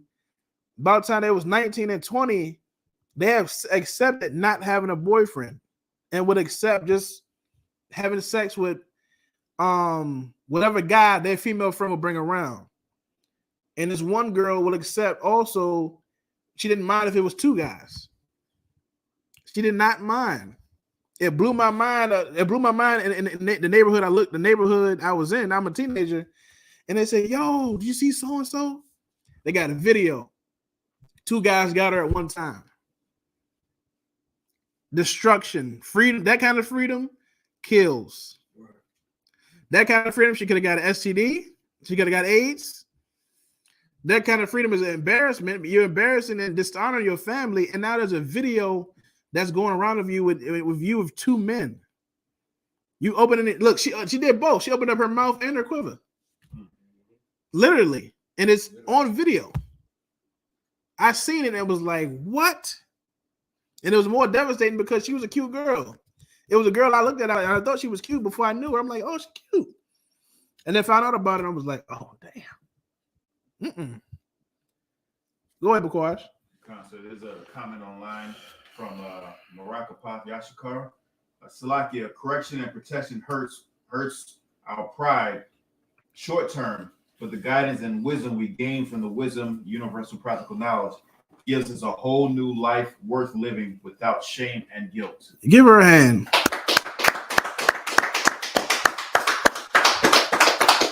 These One West sisters here, once they, and that's why you got to give it up to all the I.S.U.P.K sisters, man. You have to give it up. You got to give it up to the I.S.U.P.K sisters because we come in here and change ourselves and get rid of our pride, and we get checked. Men, y'all brothers know in here you get checked, right? Yeah. See, everybody say come on that. Yes, you know you get checked because you have to change your worldly self. Our women are required to do the same thing in the school. They get checked too. They had to change their ways too. They was in the world. They had a job, a government job or some kind of job, and had freedom to do whatever the hell they want to do. That's why their bills is all up. And in debt. They in debt, credit card debt, because of freedom. They got Amazon packages to the roof because of their freedom. And come into school, and now you get one Amazon package or two here and there. But like she said, it hurt. Like they also have strength because they have changed. And don't forget about our brothers and our sisters, man. You get what I'm saying? Like, you know, brothers that come in here, make sure you know you lift them up because this is not an easy thing. That's one thing I also wanted to say too. The water all the brothers in here, all the brothers in the I.S.U.P.K, the teachers, the water to the sisters, because for sure, and let that sink in, that the pressure of this world is strong as hell. And the pressures of your old temptations is strong as hell. I'm young. I came into school. I was 19. I'm used to being a teenager, running around, having sex with girls and just doing whatever I want to, mistreating black women, using them as tools, running around. I came in here and they said, nah, brother, that's your sister. You ain't just having sex with her. Well, you ain't just having sex with her and then leaving her. Sex is marriage. You got to stay with that sister. And I said, okay, but as a teenager, it was hard to get them women to agree with that. They would leave me. They even would I'll tell them on the break, they would leave me alone, or they would have the sex and then stay for a little bit, a couple months, and then roll. Until I had to get wiser and get counsel and have some discipline and not mess with women for some time. And just find a woman in the school or find a woman who's going to agree to the terms of the Most High. Not my terms. I mean, they my terms, but they the Most High terms. You get what I'm saying? So it's not, this world has a strong pull, but brotherhood is stronger. Brotherhood is stronger. That's why we need to lean on each other, lean on your camp leader for counsel. Go ahead. Yeah, roll. Yeah. Lean on your camp leader for counsel and all that.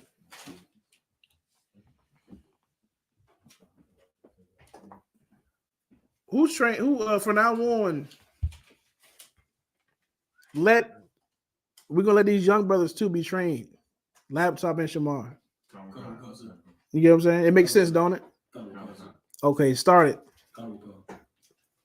Y'all brothers get trained throughout the week on what y'all need to be trained on, which is this computer and Shamar. All right.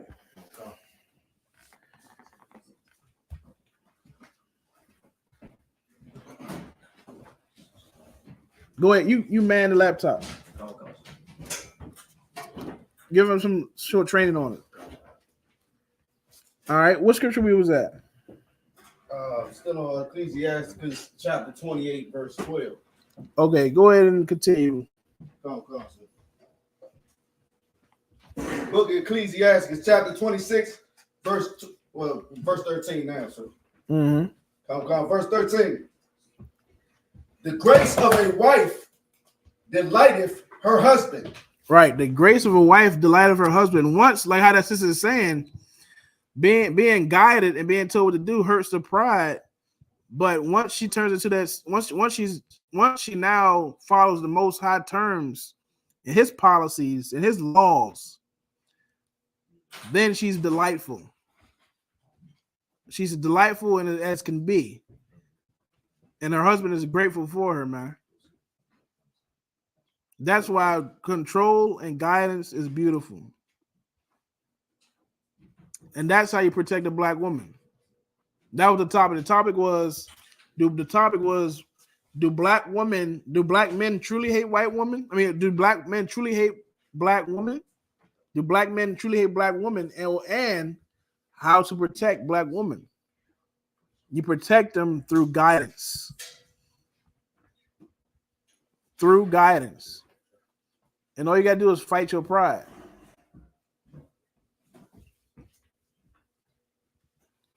Pull me a scripture on wives submitting themselves to their husband. First Chronicles. Yeah, give me that. First Chronicles. 11. Nah, it's 1 Corinthians. You got that? Yes. Go ahead. 1 Corinthians 11, verse 3. But I would have you know that the head of every man is Christ, and the head of every woman is the man. The head of every man is Christ. That's what Kanye, Tiger Woods, that's what all of us need to know. All black men need to know. You have a head. You are the husband and you are the leader. But if you have no laws to lead and guide, you are a terrible leader. You are going to lead to destruction. Because I could be a husband, but if I don't follow the Most High, I can train up. I could be like how the brother said. I could tell my daughter, you got to, like my daughter come to me telling me she having money issues and money paying rent or paying school fees or whatever. And I can tell without Christ, I'll tell my daughter, you got a vagina. Go make it work. You get what I'm saying?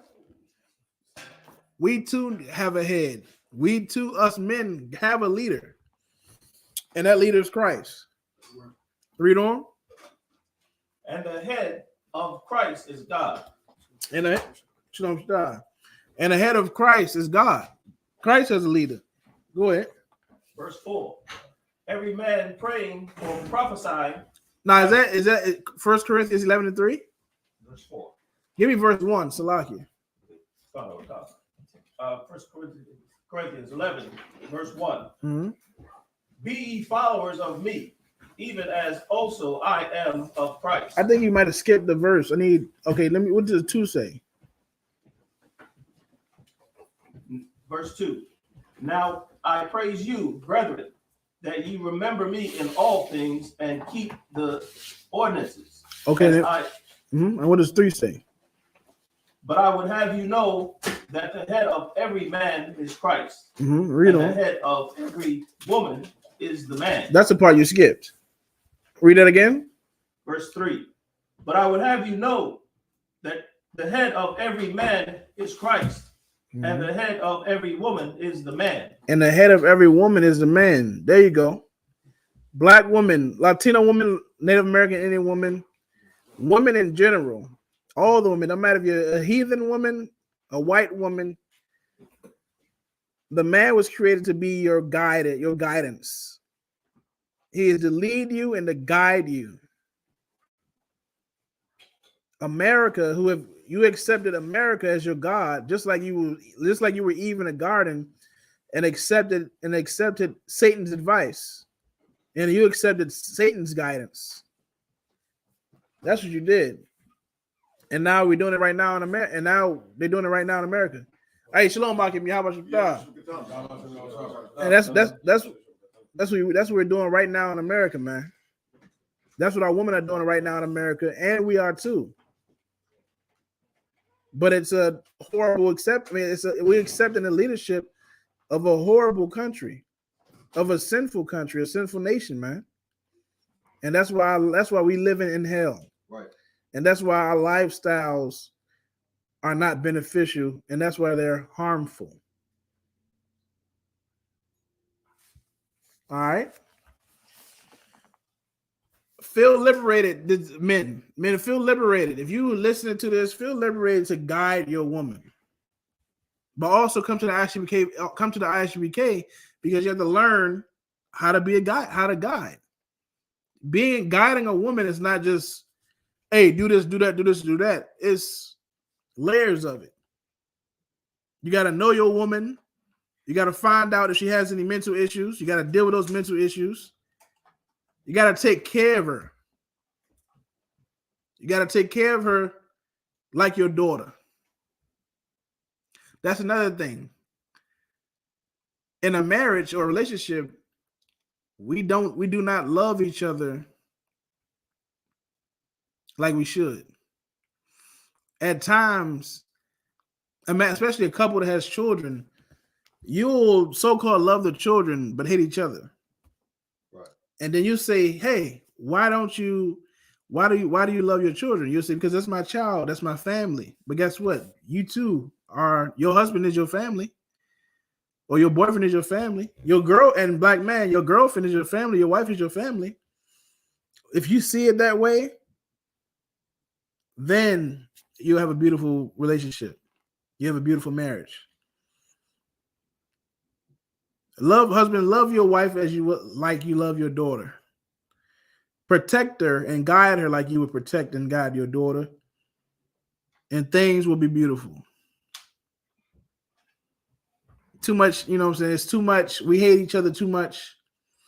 It's too much fighting. When you got to realize a woman is just a big baby, a big kid. And she acting the way the Lord made her to be. If your wife is acting like a big baby, that's fine.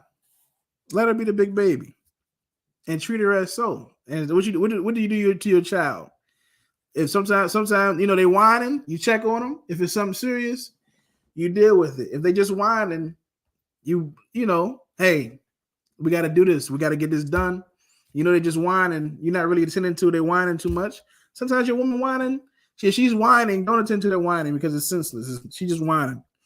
But if she's actually crying about something, just like the child is crying about something serious, you need to resolve that. Okay? So if your wife is crying about something that needs to be done, or if she's upset about something that she doesn't like between you two, You as a leader have to be responsible and fix that. And it will better the relationship. Don't be on her level if she's being petty and then you be petty too. It's not going to work like that. Somebody has to be the adult. Somebody has to be the bigger man. Right. And that's you. You are the bigger man. Right. Don't expect her to be the bigger man. She's not a man. So don't expect her to be the bigger man. You need to be the big man all the time. And the big man don't mean you're a coward or you back down. You still check her. If she's doing something that's ridiculous, check her. Correct her. But don't hate her forever. That's the thing that we do. We get in an argument. Now we don't want to talk for a week, 2 weeks, 3 weeks. As the more you separate it, the more Satan is talking to both of you as y'all separated. And y'all gonna hate each other more, hate each other more, hate each other more. I was watching a comedy with Bernie Mac. He was like, man, you know, adults ain't nothing but big children. Like, we get mad at each other and we don't talk to each other for a week. We walk down the hallway, and so we don't. And as my wife and me walking down the hallway, we turn to the side so we don't brush up against each other. Bernie Mac was like, my wife cooks dinner, come home, she cooked food for all the kids, ain't need nothing for me. He was like, she doing petty stuff. He was like, who the hell only cooks 4 chicken wings? Who the hell only cooked 4 chicken wings? Like, she doing it on purpose. So, you know what I'm saying?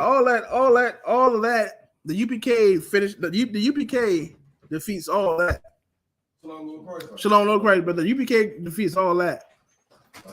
You know what I'm saying? If there's something wrong,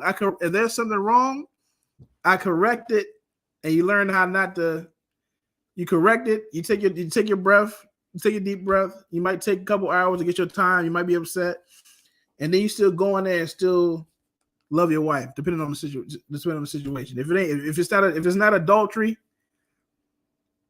if she's not having sex with another man on you, cheating on you, you got to get in there and resolve them issues and take it on like a man and be responsible. Black woman, you have to take correction and not get in your feelings and think you're going to just be quiet or do petty stuff for a week or be beefing with your husband for a week or 2 weeks, 3 weeks because he corrected your simple behind when you need this correction because you was doing wrong or doing something childish and that did not make no sense at all.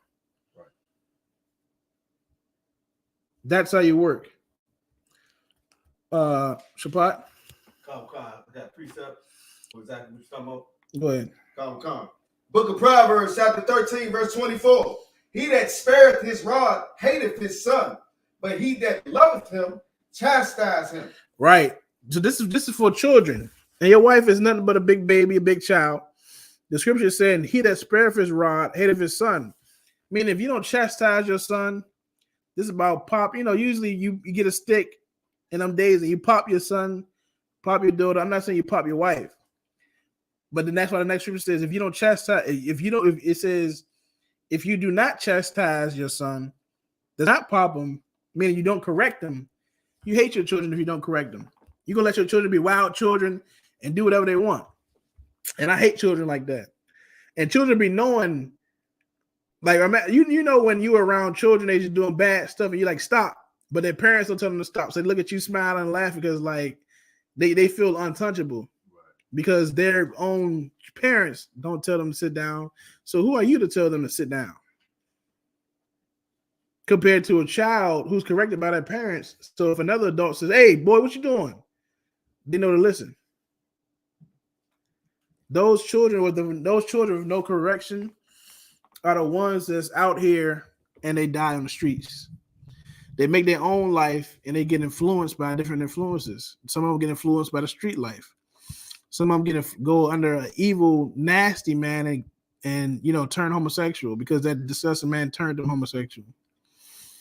Some of them get influenced and go to the military and go to the army.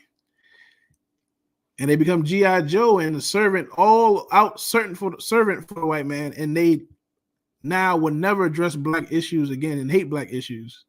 And whenever black issues come up, they like, you just gotta, you know. You just got to serve America.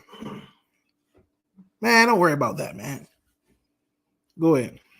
So I may ask you to expound more on what you're bringing out is everybody's proper place. The children know their children. We know who the children are. Mm-hmm. The problem that I've come into, I didn't know about biblical marriage until I came in here. Mm-hmm. At least 20-something years in church, never heard anyone talk about sex was marriage. Right. And a lot of people don't know they're in a marriage because that's just my girlfriend, even though she has 3 of my children. Right. She's still a girlfriend, and I can leave whenever I want. Right, and that's another destruction. That's another destruction because, and unfortunately, and if you watch other cultures, like if we're all able just to take a trip to anywhere over in the Arab land over there, Dubai, Iraq, Afghanistan, anywhere that's Muslim influence, they ain't having that over there. They said over in Dubai and like certain places like that over there in the Arab land, they don't even allow you to have a hotel and sleep in a hotel with a woman unless she's your wife. That's the rumor over there. So imagine that compared to America. When America, ain't nobody stop you from taking nobody in the hotel room. You could the motels is used for the horse. That's where you get a girl at $40, right? $20, $40. How much it cost your partner? You know, don't you? I try to catch you. But you get what I'm saying? Like the hotels over here is used for that in America. Over there in a Muslim influenced world on the Middle East, you can't even take a woman over in a woman in a hotel unless that's your wife. So, and they influenced by the Bible. They just Ishmael and Muhammad hijacked the Bible and said the Quran, but they get it from us. And now we over here and we don't have that influence. So now we have, and that's why when we do get married, it don't last long. If you'll see a funny thing, right? You'll be in a relationship with a person, have a girlfriend for 5-6 years. The year y'all get married, things change. Cause now y'all really think y'all married. Y'all been married for 5-6 years together and having fun. It was cool, good. Now you think, oh, I gotta take it to the next level. I gotta propose to her, and things go downhill.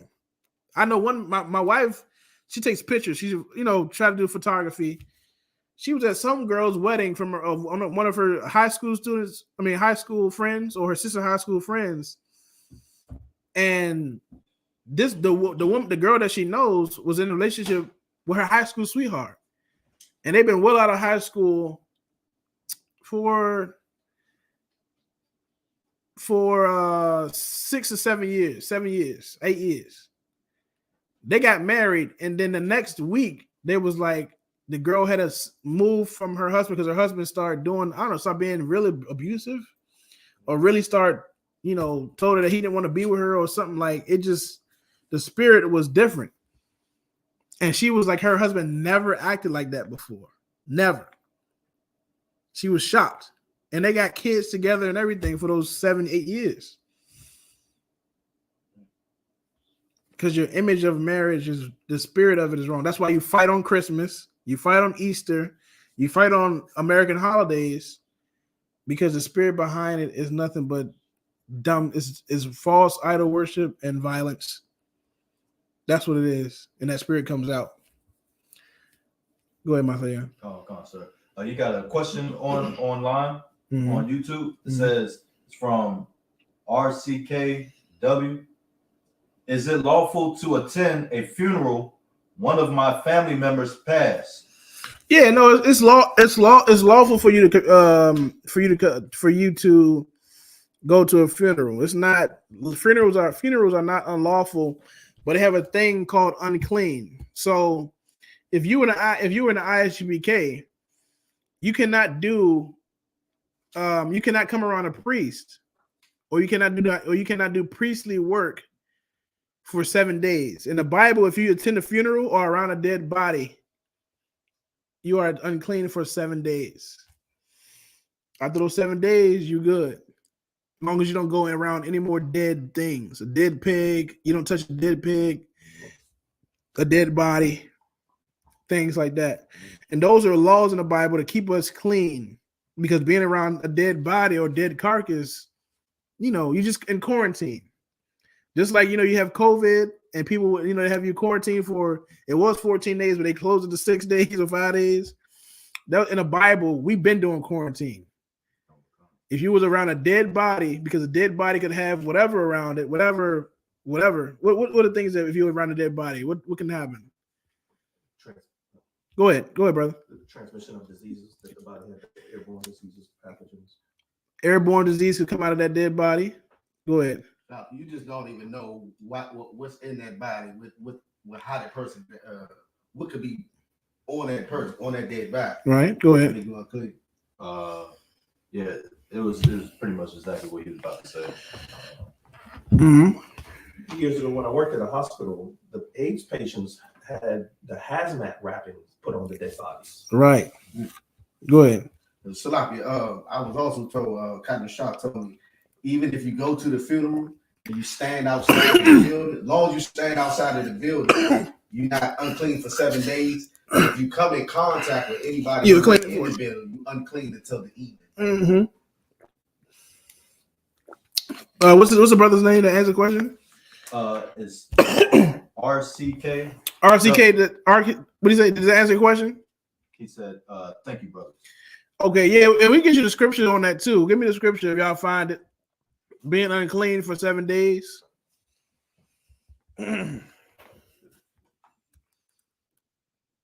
Okay, we need a strange woman too. Let me pull that up.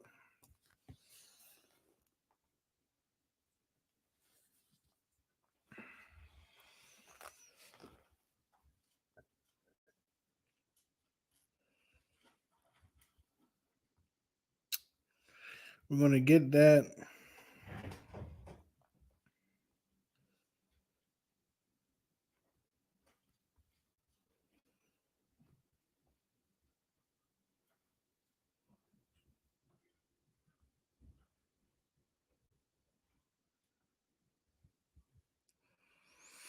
Give me Numbers chapter 19.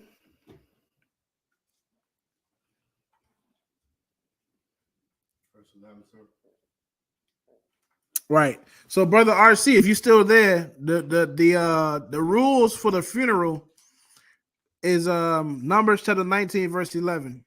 Go ahead and read it. Sir. The book of Numbers, chapter 19, verse 11. He that toucheth the dead body of any man shall be unclean 7 days. Right. So, if you go to their funeral, even if you didn't touch it, just being around them, around that dead body, or touching, or being around in that room, you're going to be unclean for 7 days. That's in the scriptures, Numbers 19 and 11. All right.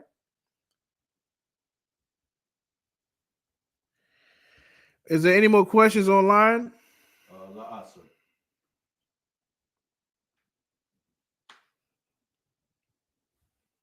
Give me one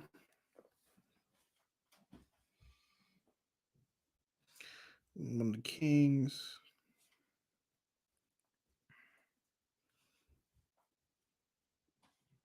Give me 1 Kings chapter 11, verse 1. Let's get to the matter of black men hating black women. All right. The sister brought me out early. I was trying to close it on protection, but the sister brought it out. Got right to the topic. What was that you said? 1 Kings chapter 11, verse 1. Come. The book of 1 Kings chapter 11, verse 1. And we didn't, I think we'll close it with Deuteronomy because we didn't finish Deuteronomy either. But just go ahead. Come, sir. Book of 1 Kings chapter 11, verse 1. But King Solomon loved many strange women, together with the daughter of Pharaoh. Right. First of all, strange women. If in America teaches you can have sex with anybody. But the Bible says these certain women are strange to you. And it's about to run down the list. Black man, you cannot have sex with anybody. And it's going to bring the reason out why. You're going to find out the reason why. Go ahead. Come. Women of the Moabites, Ammonites. So first, the first thing it said was who? The daughters of Pharaoh.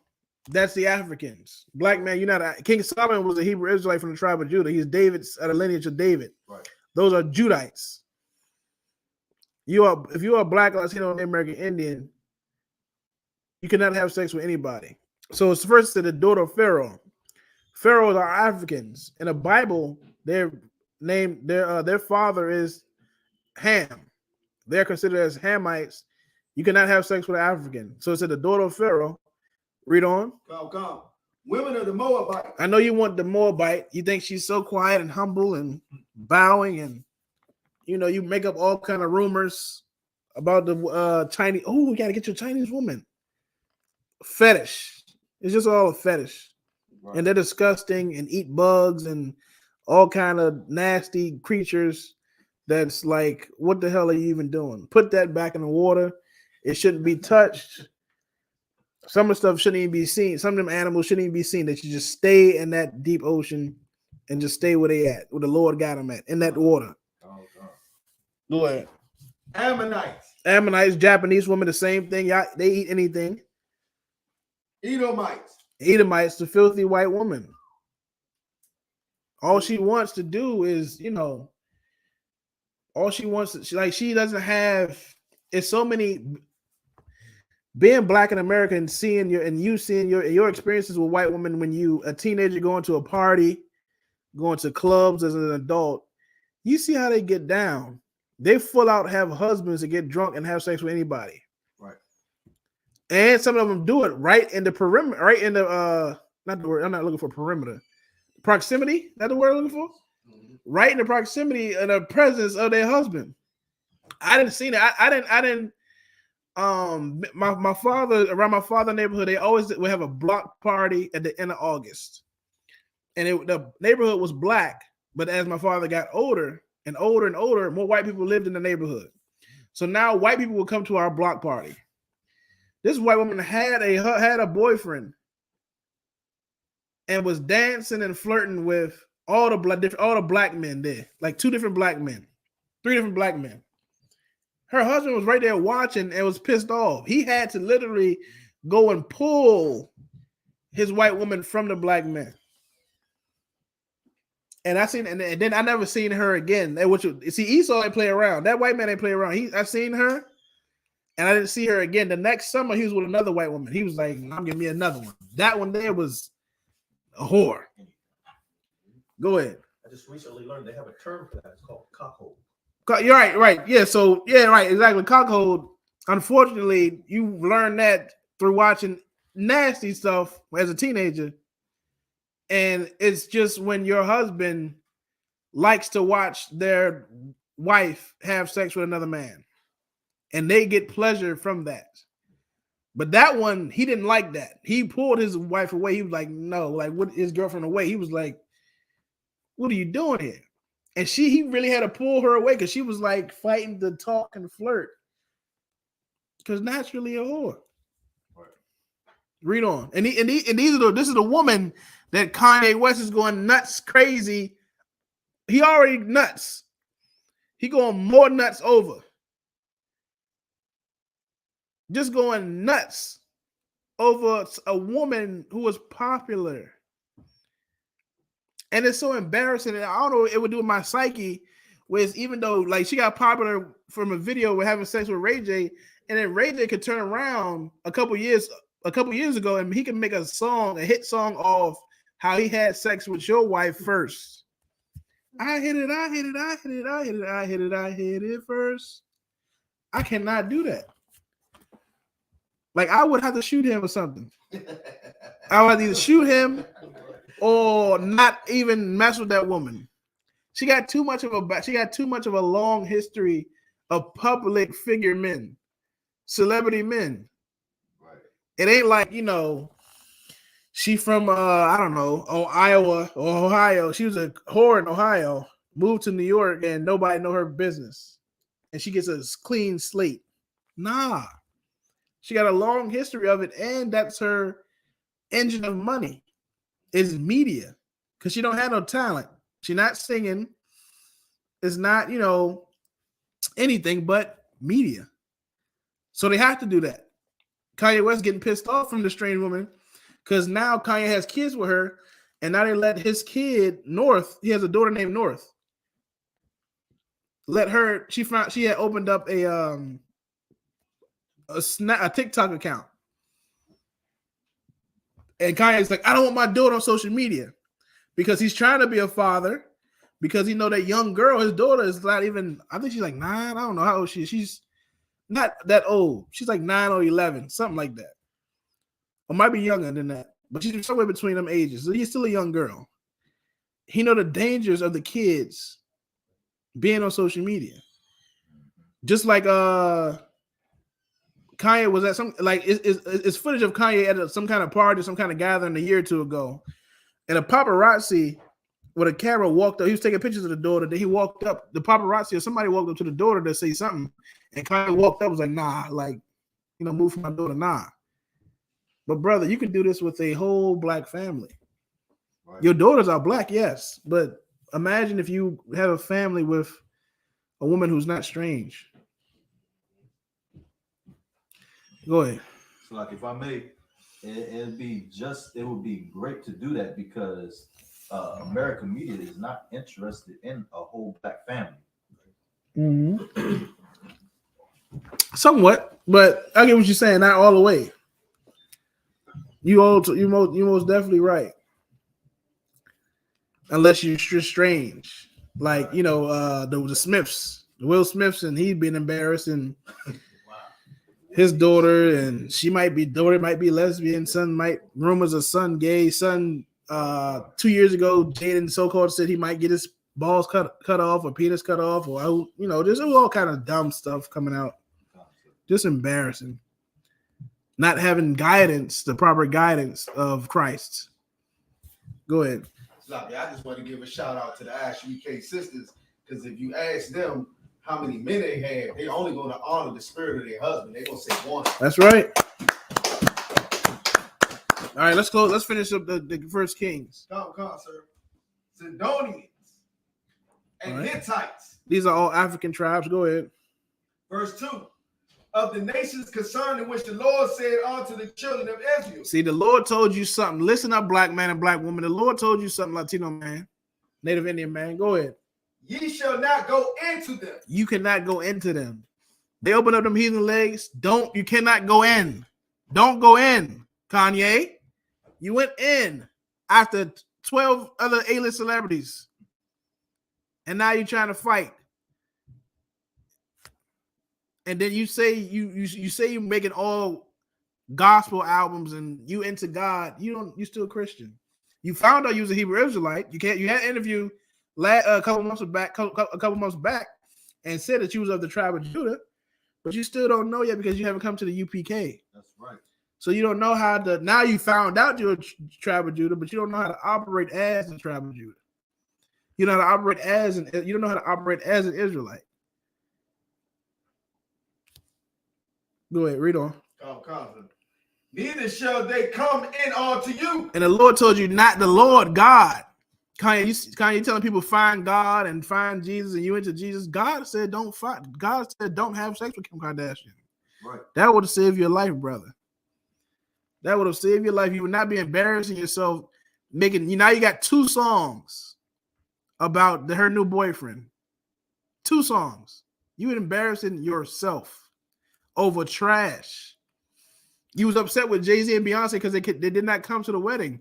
Jay-Z knew your woman was trash. That's why he didn't come to the wedding. Right. That's why he was beefing with him for years, because he said, nah, he didn't. Your brother, Jay-Z, did not honor that whore. He said, my brother? I'm sorry, I'm embarrassed. I can't come to that wedding. And you got pissed off at him because of that, because y'all supposed to be brothers. But he showed you brotherly love by not coming to that whore's wedding. That was brotherhood. Go ahead. For surely they will turn away your heart after their God. This is the most important part. It's not because God, it's not because the I.S.U.P.K is racist and you just got to be racist and hate somebody with blonde hair and blue eyes. No. The Lord is a God. The Lord is a jealous God. And he said, if you mess with these strange women, they're going to turn you. They're going to do what, Shapat? For surely they will turn away your heart after their God. They're going to turn your heart after their God. That's why you, Kanye, you claim Christianity and you're a Christian. That's why even though you find out you're from the tribe of Judah, you're still Christian and you claim Christianity. And you don't know that Christianity is nothing but the worship of a white Jesus. Nothing but worship of white people and their religion, their made up religion, and their hijack laws and their misconstrued Bible. You all always say that the Bible been messed around with this and that. The Bible is not all the way true. No, Christianity, the doctrine of Christianity is all mixed up. That's what's mixed up. That's what's white man made. Right. That's what's confusion. That's what's not true. All right. But just don't play that, brother. I don't know what you're playing, but don't. Okay. That's the reason why. The reason is not because you just gotta be racist and hate all races. No. Your heart will be turned to another God. And that's been all our destructions. Our destruction has been white Jesus. And Kanye West is a big fan of white Jesus. His clothing line named after his mother. His mother's name is Donda. He has pictures. He has shirts with Jesus, but has white Jesus on it. That's not the real Jesus. Leave white Jesus, and you'll learn how to leave Kim Kardashian. Right. All right. White messing with different women who are not black and Latino will turn your heart from the true God, and you'll follow a heathen God. And you'll be all mixed up, and you'll be led into a narrow pit. You'll be led into destruction. I seen they got one picture, which is crazy. They say I don't know if it's true or not, but they just saying anything. But now it's making it believable. They got a picture of a man dressed up and with leaves around him to camouflage in with the bushes. And they're trying to say that was Kanye with a tree outfit on and Kim Kardashian's bushes trying to watch what she's doing with the kids. I'm pretty sure it's a lie, but it's on the internet and it's ridiculous. But he's been doing stuff not like that, but nigh to that. My brother, the song you made was evil. Until he get on, leave your so-and-so for a white girl. You left black women for a white girl. And look what happened. You lost yourself. You're going to lose your kids. Right. Follow the Bible will help you. Follow the Bible, follow the I.S.U.P.K so we can teach you how to learn from the Bible and read from the Bible and understand the Bible, and your life will be better. And you'll be strengthened to defeat and crush all the false philosophies that has been a stumbling block to the Black, Latino, Native Indian community. With that, pleasant class of priest and officer, Shapat Dayan.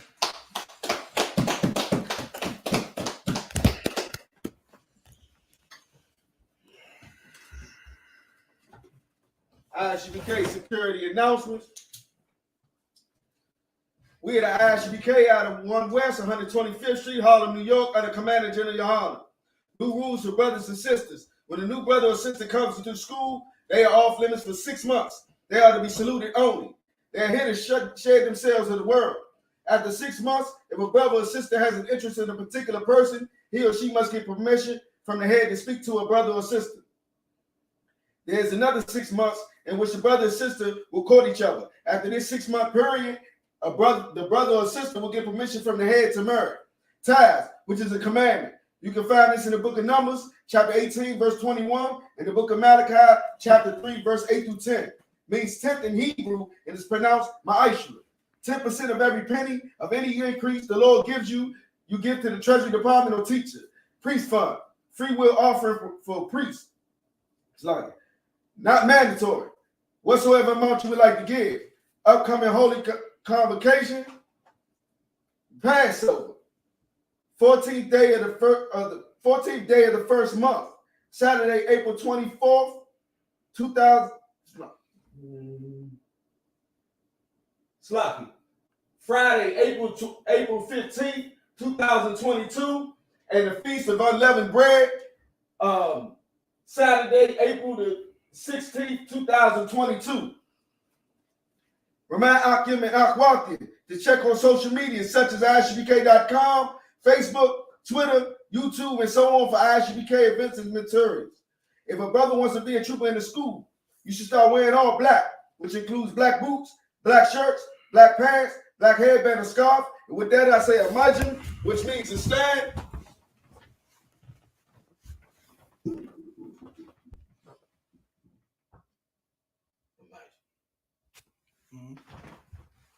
Imagine. Give a courtesy salute to the teacher. Men of Israel, Imagine Shabbat. Imagine, Barak. Yahweh Hashem Yahshua Yahweh Hashem Yahshua Thumb. Yahweh Matah. Class dismissed. You know how to end it live? All right, most of them first.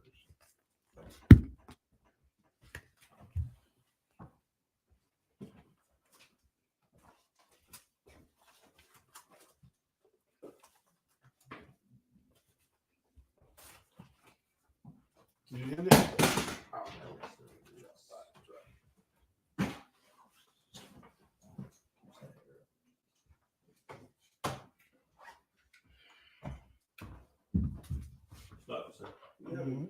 Kept this Saturday. So, you know how to end it? You help?